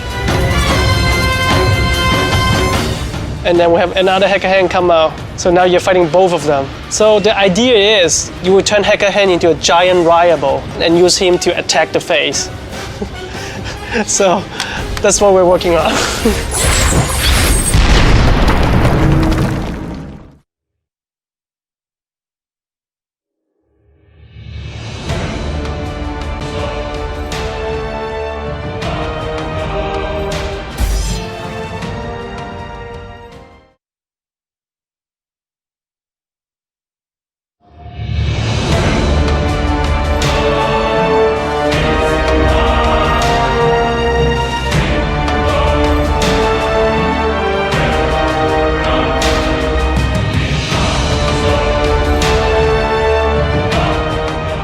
Todd Pappy, game director at God of War Ascension. What you're about to see is a making of video that we've been shooting over about 2+ years. It gives you a good idea of the inception of an idea all the way through to the final product. Keep in mind that this is a work in progress. Enjoy. The three Furies are divided into the physical Fury, the mental Fury, and the soul Fury. The physical Fury represents physicality and is dangerous by virtue of her physical involvement with Hecatonkires and just straight up bashing out of Kratos. When I first started on the Furies, we didn't really have them broken down into the three, so I was just painting Furies. This was kind of an attempt at the sexy monster. I went for sparse clothing but dangerous looking. A lot of that has to do with the pose and kind of the facial expression. Here she gets even more like kind of wicked. They didn't like any of these. They did like this kind of insect angel wing thing. So that's why I brought this image up. As a response to that, I started building her up. I kept some of the sexy elements, like showing some flesh, but also started giving her, you know, crazy deformations, weird muscles, big rib cage, pigeon-breasted, crazy claws, scary helmet, frowny face. These are all symbols of evil. And the more I played with her, the more she started to take on some aspects of the Impusa, but also she was doing her own thing.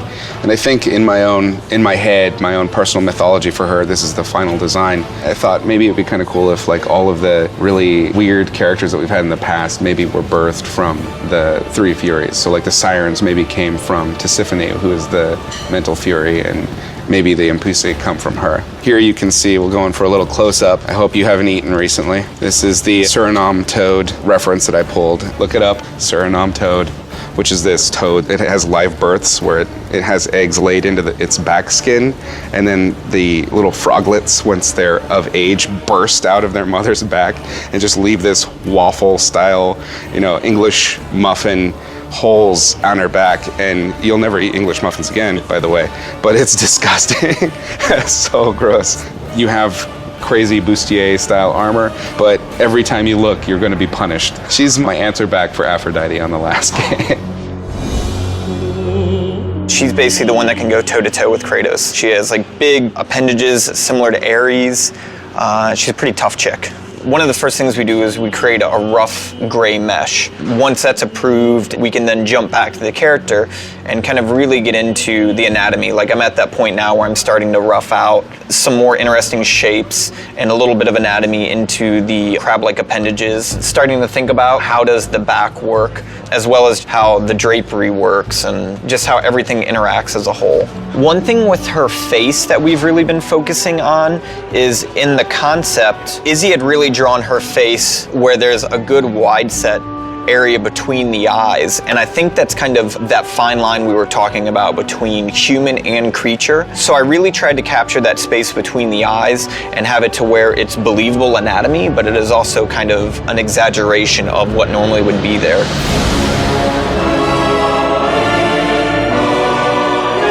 Kratos will have his first face-to-face moment with Megara at the beginning. There will be a torture mini-game that you have to win to break out from the prison.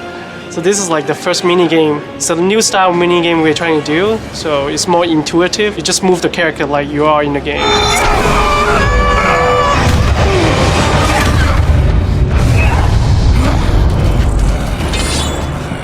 The biggest challenge has just been interpreting the design. With any character, there's going to be things that look great in concept, but then when we get them into 3D, how do they read in 3D? What does it look like? So that's one thing we're dealing with now. We just kind of have to roll with the punches and get it to the level it needs to be.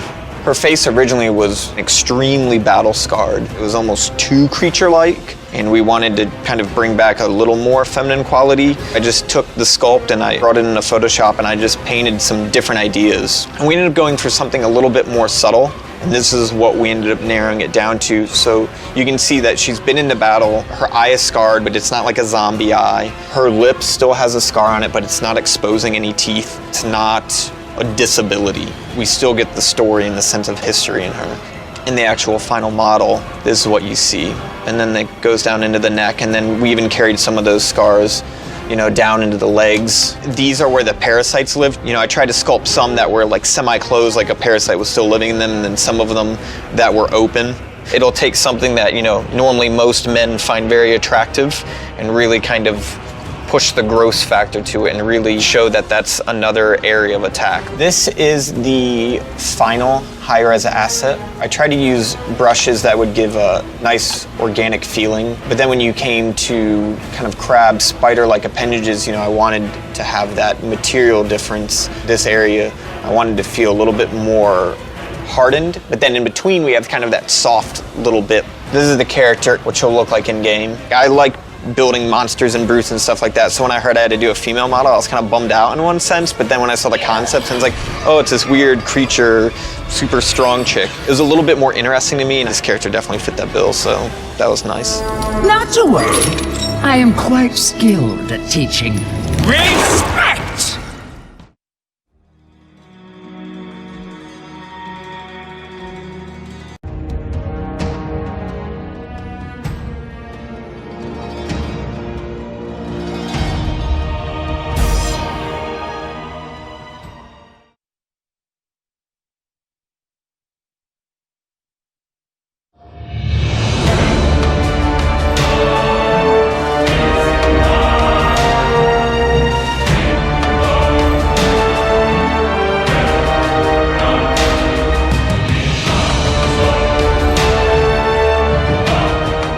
Hi, I'm Todd Pappy, Game Director at God of War Ascension. What you're about to see is a making of video that we've been shooting over about 2+ years. It gives you a good idea of the inception of an idea all the way through to the final product. Keep in mind that this is a work in progress. Enjoy. With the Manicore, the whole idea behind it was almost like the Chimera, where we had different stages to the fight. It's a completely new experience. How you doing, Iz? I've been changing them a bit. The wrist is still really thick, and for some reason that irks me. I don't know why. I can't really put my finger on it, but I think the biggest thing for me was just getting that kind of taper feel where it goes from the elbow to the wrist. We'll go back and forth with a lot of iterations trying to get something that feels cool. It has to work for animation. It has to feel fun and interesting. We're going for, the ultimate look. So the thing has to be huge, cool. Like that feels more natural to me, I guess. In the case of the Manticore, we come in and take a look at the early concept stages and just kind of give our little input to make sure that by the time it gets to modeling and it gets rigged, everything is well thought out. So, but you don't mind the longer tail?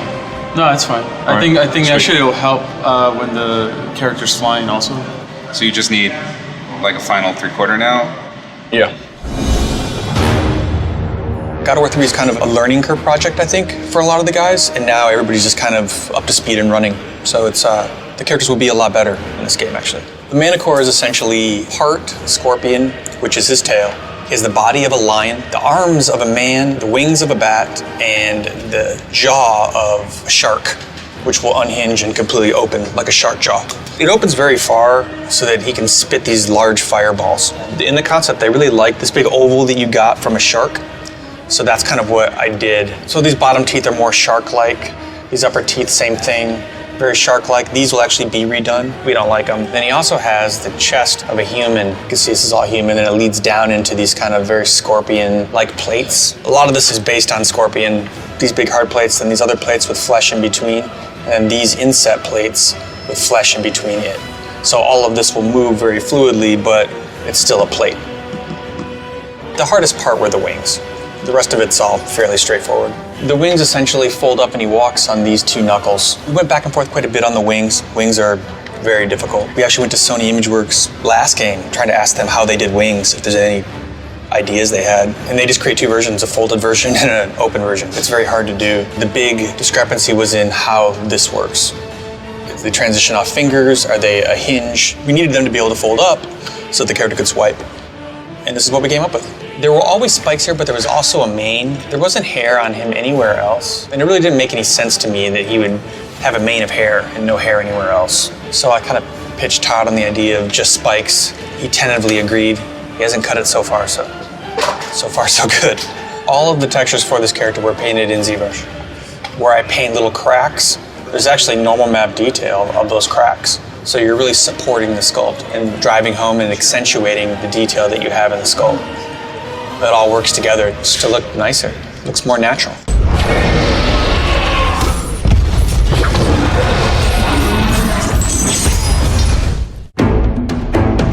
Manticore's arms are human arms, but they're also bat wings.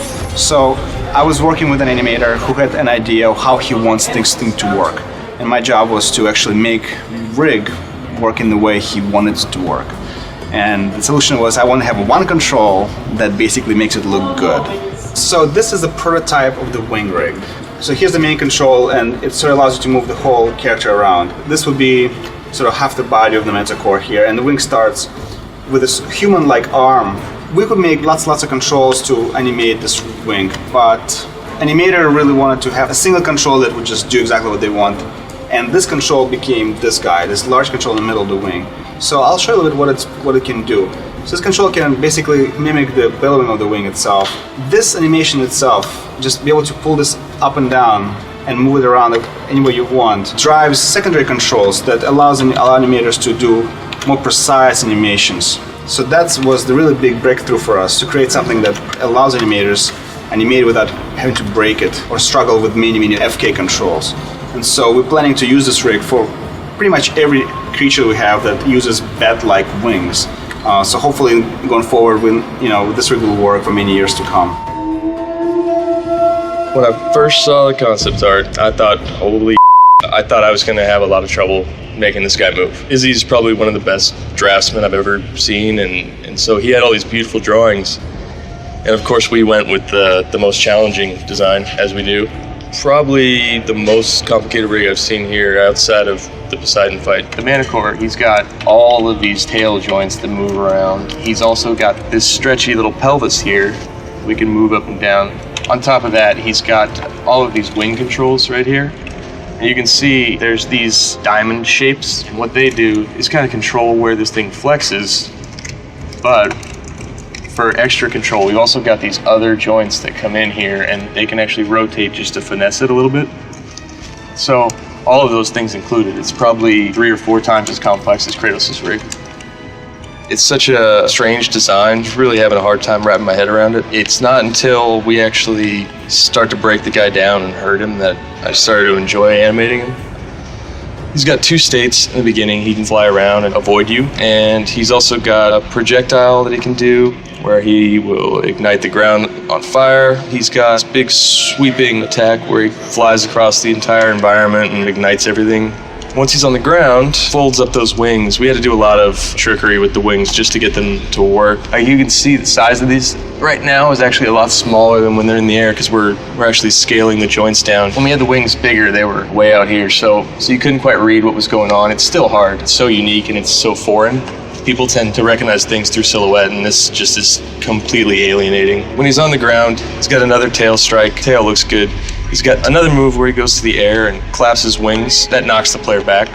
And now he's in this hurt state where he's sort of limping around. He's got a lot of the same things. He's got a projectile attack. He's got a tail attack. He's also got this wing attack. This thing is just ridiculous because see how far it moves. It's like twice the length of his body. But it reads all right, and I think it's kind of interesting. I also like how he hops back. It's probably one of my favorite moves.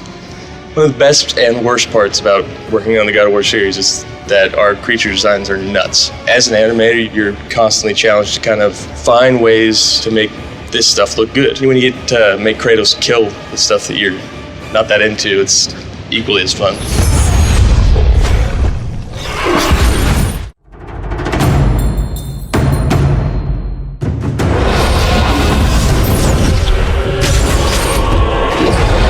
With the mini boss, we really want to make it really formidable for the player when he plays through it. So we do this in a number of ways. We stage out the character, and we want to sell that sense of progression. So the Manticore is the same way, where he has 2 different stages that you have to get through. The first is that he can be both in the air as well as in the ground. He has a second stage where you actually rip off his wing, and now he's injured. Now he's more desperate, and that's what leads to the climax of the fight.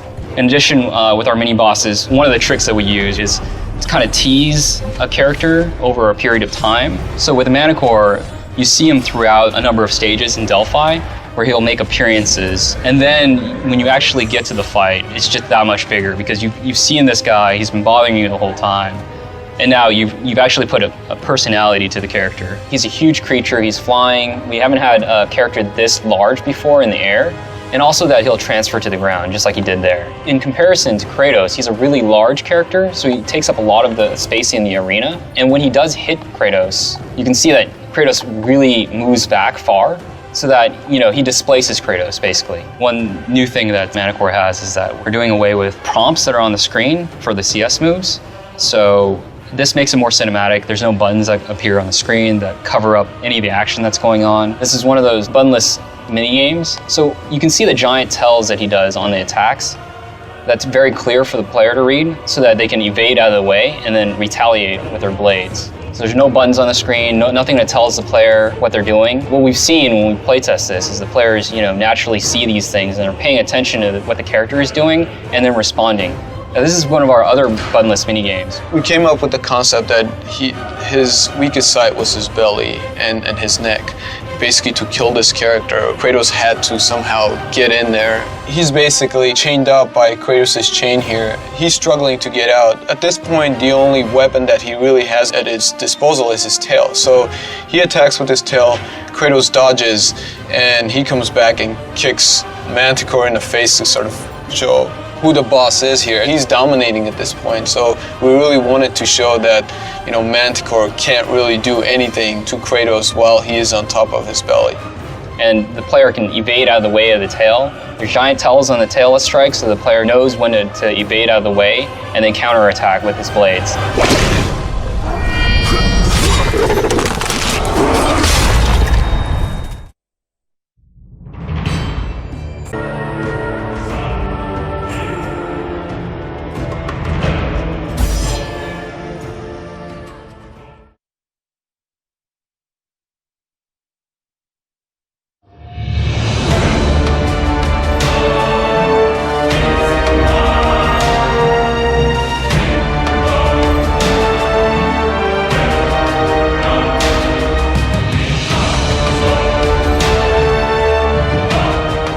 Hi, I'm Todd Pappy, Game Director at God of War Ascension.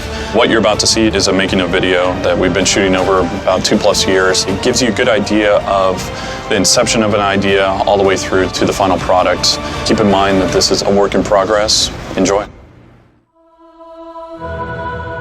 Traditionally, Minotaur is half man, half bull, and that's what we've gone with in the past. This time around, we're messing with the Minotaur a little bit. The sky is open in terms of what we can do with him. My task for this Minotaur is to bring something different to the table, to the point where we're even talking about taking it outside of being a bull. So it's going to be some kind of new hybrid amalgamation. We're trying to find all the aggressive mammals that we can and trying to bring them together with a human and see what we get. With the Minotaur, it might not even be a Minotaur. The basic structure is that it's got to have the reverse need. It's got to be a somewhat imposing creature that's going to be somewhat of a difficult fight and more of a bully where he always tries to back you into a corner. Whether we go with rhino skin or something like that to add that extra layer and make it feel different. One of the things that we wanted to do this time around was suggest that the creatures had a little bit more intelligence. And we figured the best way to do that would be by including some clothing, some accessories that weren't just armor. So there's going to be a lot more robes and things like that this time around. This is your sort of standard Minotaur approach, the bull head with the horns and all that sort of thing. Here, I'm kind of taking it elsewhere. So this is a bear tar thing. Here's kind of a robot guy. When Todd and Chris saw this particular creature, there was mostly laughter. Absurdity is an interesting aspect to character design, particularly for this game, because as much as people think that everything that we're doing is totally there is a level of absurdity to every character that we make. That's kind of what makes them and memorable, is that they're kind of a little bit silly, but with fangs. They liked the idea of the bear, and they wanted to see other animals explored with that. So here, there's kind of a crocodile, sort of a rhino mixed with a bullfrog or something. Here's a rhino. They liked this guy, but they decided that he looked a little too Disney. Here's some boars, standard sort of boar with a big head approach. Here's a little bit more of a realistic look on the head. And this one appears to be the favorite right now, is this big elephant creature. I mean, these are early sketches, but I'm doing my best to follow the proportions of the Minotaur from God of War 3 so that they would fit the rig and the animations would fit. We looked at rhinos, we looked at all sorts of different kind of characters, but the elephant really stuck. We felt that it would be a great replacement for the Minotaur. After they decided that they wanted to go with the elephant, I started showing them some elephant variations, and this is when we were bringing back in the necessity for the rig that it was originally designed for. There was a lot of back and forth with this, trying to find the right proportions so that it would fit. Ultimately, this guy got scrapped altogether. The only thing I kept from him was his belt. Ultimately, this is the final Elephantar for the game, keeping the old Minotaur rig legs, but working with the new elephant upper body. Once that stuck, it was, all right, well, let's get him in game and start getting this grayscale and see how he fits on the Minotaur rig. So we got him in game, and then we decided, he's just not big enough. We got to scale him up now. He's an elephant. Like, he should look really big on screen. So we scaled him up like 20%, and I think he looks much better. And really with this guy, I'm just really trying to get kind of the energy across that he has. He's got a lot of attitude, and it's a really interesting looking character, It's just like this crazy, like Rocky elephant dude. So you can see I'm just kind of laying in all the big shapes so I can get a better idea of how much detail I need to put in areas around his body and where I want to draw the eye. Let's say I went in and I just sculpted the body, did all the detailing, like all this armor, like all the armor plating and the skin texture and everything. If I don't go in there at some point and really start getting in the rest of his outfit, I could end up, over detailing and overworking a bunch of areas that no one's ever gonna see, and also kind of messing up the rhythms of his forms. Just really trying to lay in and capture his attitude and his character. If I zoom in really far, you see like this is just a mess right now. It's all pixelated and everything. But what's gonna happen is I'm gonna just keep subdividing up and going in there and just refining the detail and just like carving these shapes away. I just think of like this screaming, charging elephant, He's just pissed off and he's gonna kick your ass. And that's kind of, that's just kind of what I go with, just a really, like try and go with aggressive shapes and just, make sure that comes across. Elephantar came with a lot of challenges compared to previous character Minotaur. It has a lot of elements in it, like long tusks and the trunk. So when I animate, I just don't bother the trunk and do whatever I need to do, and then the trunk comes later. I like the grinder attack. He just has this loop of going all crazy. It's like he won't stop at anything, just go for it. Used to be shorter length, but then it got longer. It's 80 frame. Used to be like 50 frame of attack, but it needed time to get it looks really heavy. You have to see how heavy the club is. It's pretty much all about the timing. We wanted a really tough creature, like an unstoppable juggernaut of sorts. In the previous God of Wars, the Minotaur kind of served that role. In this one, we'd step it up because, this is the new God of War. For his character itself, we wanted someone that wasn't entirely savage, entirely out of control. We wanted someone that obviously had a lot of weight, had a lot of power, but was still borderline in control versus pure aggression.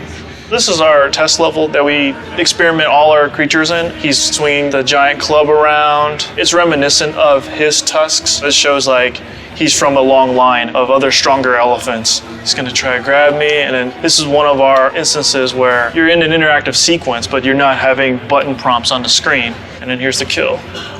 So you've got him pinned down, and like he's totally trying to grab you, so you hit all your buttons, try to take him out as quick as you can, and then this is the satisfying moment when you stab. Just tear it open and it just pops right out. God of War is a really gruesome, brutal game, so we always try to push the limits. In order to get the head splitting open, our tech artists actually made a seam right here. It splits open, and to actually animate a separate object that we replaced the top of the skull with the zipper tech. It popped open, and this is the brain. So this is where we hide one object. We reveal this one with the actual brain, and this when it pops out. And obviously this is before all the effects and all their departments get their hands on it.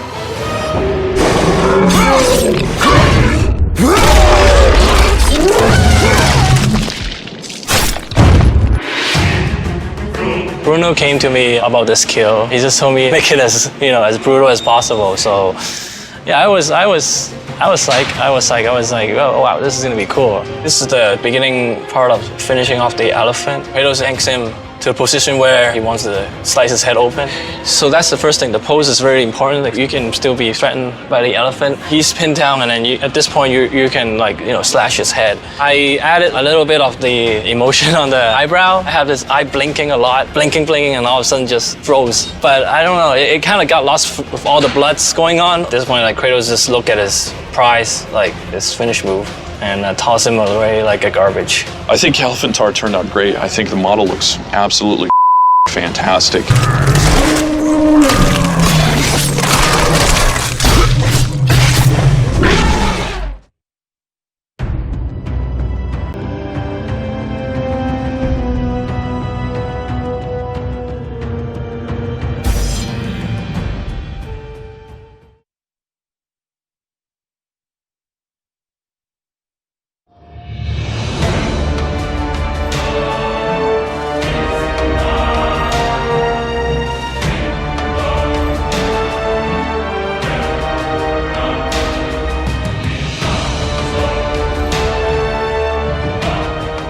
Hi, I'm Todd Pappy, Game Director at God of War Ascension.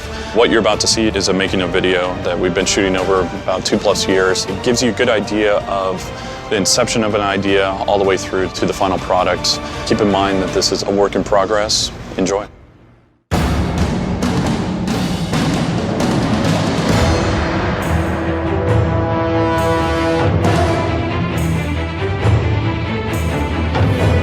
Today we're at House of Moves in Culver City doing what we've dubbed VOMO cap, VO and motion capture at the same time.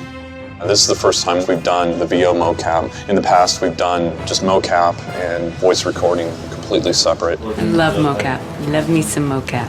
Because the outfits are just hot. The actors being together and acting out the scene, having that relationship with each other adds a lot to the scene. It's more about being able to live whatever in that moment is through movement and voice. You know, this is a job where we get to come to work and play every day. The things that a friend of mine said, the things that used to put him in detention. Welcome, everybody. Welcome back. You walk into this room, quiet room, it's nighttime, and there's a little girl sleeping. We're actually going to be doing an emotional scene with Kratos. This is one of the rarest cases, so it's going to be awesome. I have missed you, child. And one thing I didn't mention before you say the line and you're looking at her, only time we've ever seen you smile. Smile at your daughter. In this one, we're trying to show off a little bit more of his humanity and seeing him smile, seeing him kiss his kid, seeing him hug his wife. After this, he really starts turning into supreme.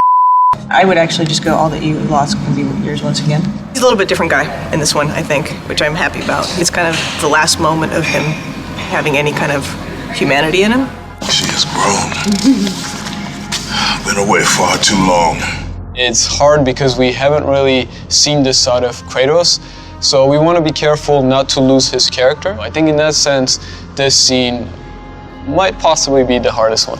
In the game, Kratos ends up in this prison of Hecaton, and the Furies, who have been kind of infecting his mind and causing these insanity moments, are trying a little bit different tactic and trying to give him what he wants. So he's in this blissful illusion where he meets his wife and kid. So he's back to olive skinned Kratos and goes and sees his kid. His kid's sleeping, goes in, gives her a kiss, sees the wife, has somewhat of an intimate encounter with her. There's something that Alecto does that pulls him out of that. Something doesn't feel right. And then he finally figures out that it's not real, and he's more interested in knowing what the truth is.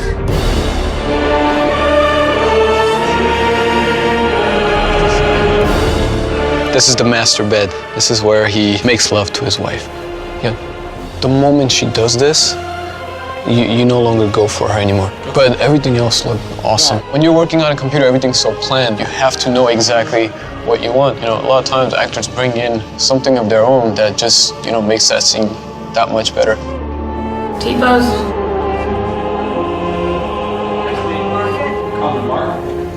Places. And action. One of the best parts is being able to work with other actors. It's like theater. And we could play an imaginary world because nothing's really there. I try to push them interacting with each other more. I want to try to get that emotion through TC's acting as well as his voice. I will never return to Lord Ares. Never! TC, I love that hold. Yeah, with the hand. very good. The hard part is over, Spartan.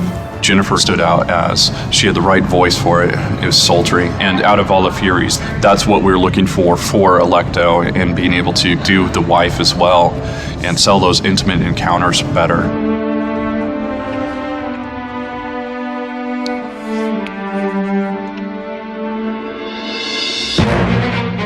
I'm crazy, first of all, and so it's not really acting, it's just I can picture all of these things happening around, and I can picture myself looking this way. So that's my only advantage, I think, is that I'm certifiably insane. Scene 7, take 1. Roll sound. Sound speed. T-pose. Roll video. Roll mocap. Mocap speed. Mark it. Mark. Places. Action. This is not the manner to discuss it.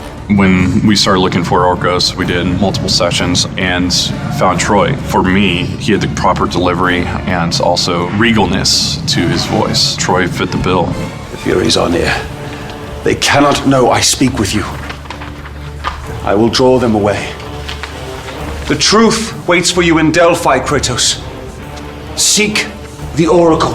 The story is so good, and the writing is brilliant, and the characters are so established that we'd have to try really hard to fail. And what path is that?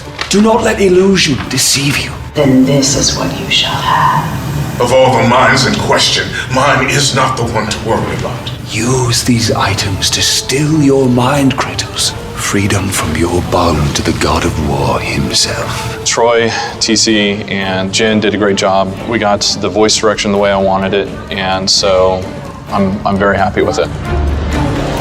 It's been a really fun experience. I got to learn a lot.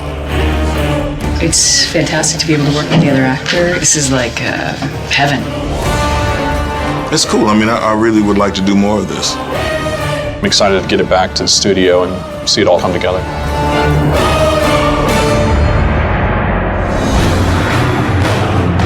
We got a lot of great performance from our actors, and now it's time to implement it. When we receive the raw motion capture data, oftentimes the characters aren't quite aligned properly, like say one person has to shake another person's hand. The hands might be a little bit off. There's no face, they just have deadpan puppet face, and we have to add in all the eye blinks and darts, all the mouth talking and emotion and eyebrows and everything. We do get pretty good fidelity with just the basic body, but every once in a while maybe the actor didn't give us quite the performance we wanted, maybe Kratos didn't look manly enough, or maybe the wife didn't look wifey enough, so we go in and finesse the acting as well. So this is the video reference that we get back from the motion capture suit. That's Kratos' actor and the wife. I'll use this to get a sense of, well, where was her hand on his shoulder? What are the fingers doing? So when we get the motion capture data back, it's mapped onto these joints, which is kind of the skeleton of the character. Each joint is getting data about translation or rotation based on what the actor was doing at the time. This is Kratos and the wife doing their thing. On top of the rig, we have the characters that get mapped onto these joints. From there, we have these controls that we can put on. These controls are what I can actually use and manipulate the animation like this. Move him around, adjust his arms or whatever. So I will often take this data, copy it into my scene with the environment, and then start adjusting his hands or his torso to make it look a little better. Maybe that hand isn't quite, they're not looking quite real, like they're actually holding hands, so I may end up moving her arm or his arm to make it look a little more realistic. So this scene has quite a lot of dialogue in it, but when we get the motion capture data back, it's not there. There's no audio, and you can see the mouths aren't moving, there's no facial animation happening. So what I will do, I'll bring it into my scene. So within my scene, all that you have lost, I've got the audio running. Once again. It is not real. We have these sliders where you can control his eyes, his eyebrows, or his mouth, and make these phonemes, which are basically the mouth shapes for when he's talking. So if I move this slider up and down, you can see his mouth is opening. And this is all done by hand, it's not part of the motion capture data. It is not real. Here we have video reference just on TC's face that we can study. I can really see the details of every blink and every mouth shape. It's very difficult to get subtle nuances when you're animating by hand without doing a lot of effort and work. For these emotional scenes, we wanted to get that subtlety And in a game production, it's just, we don't have time to spend getting all those nuances by hand. So the motion capture really helps save us some time. Your mind is troubled, but your skills are still without equal. Do you have business with me? I have been away far too long. You can see her in the morning.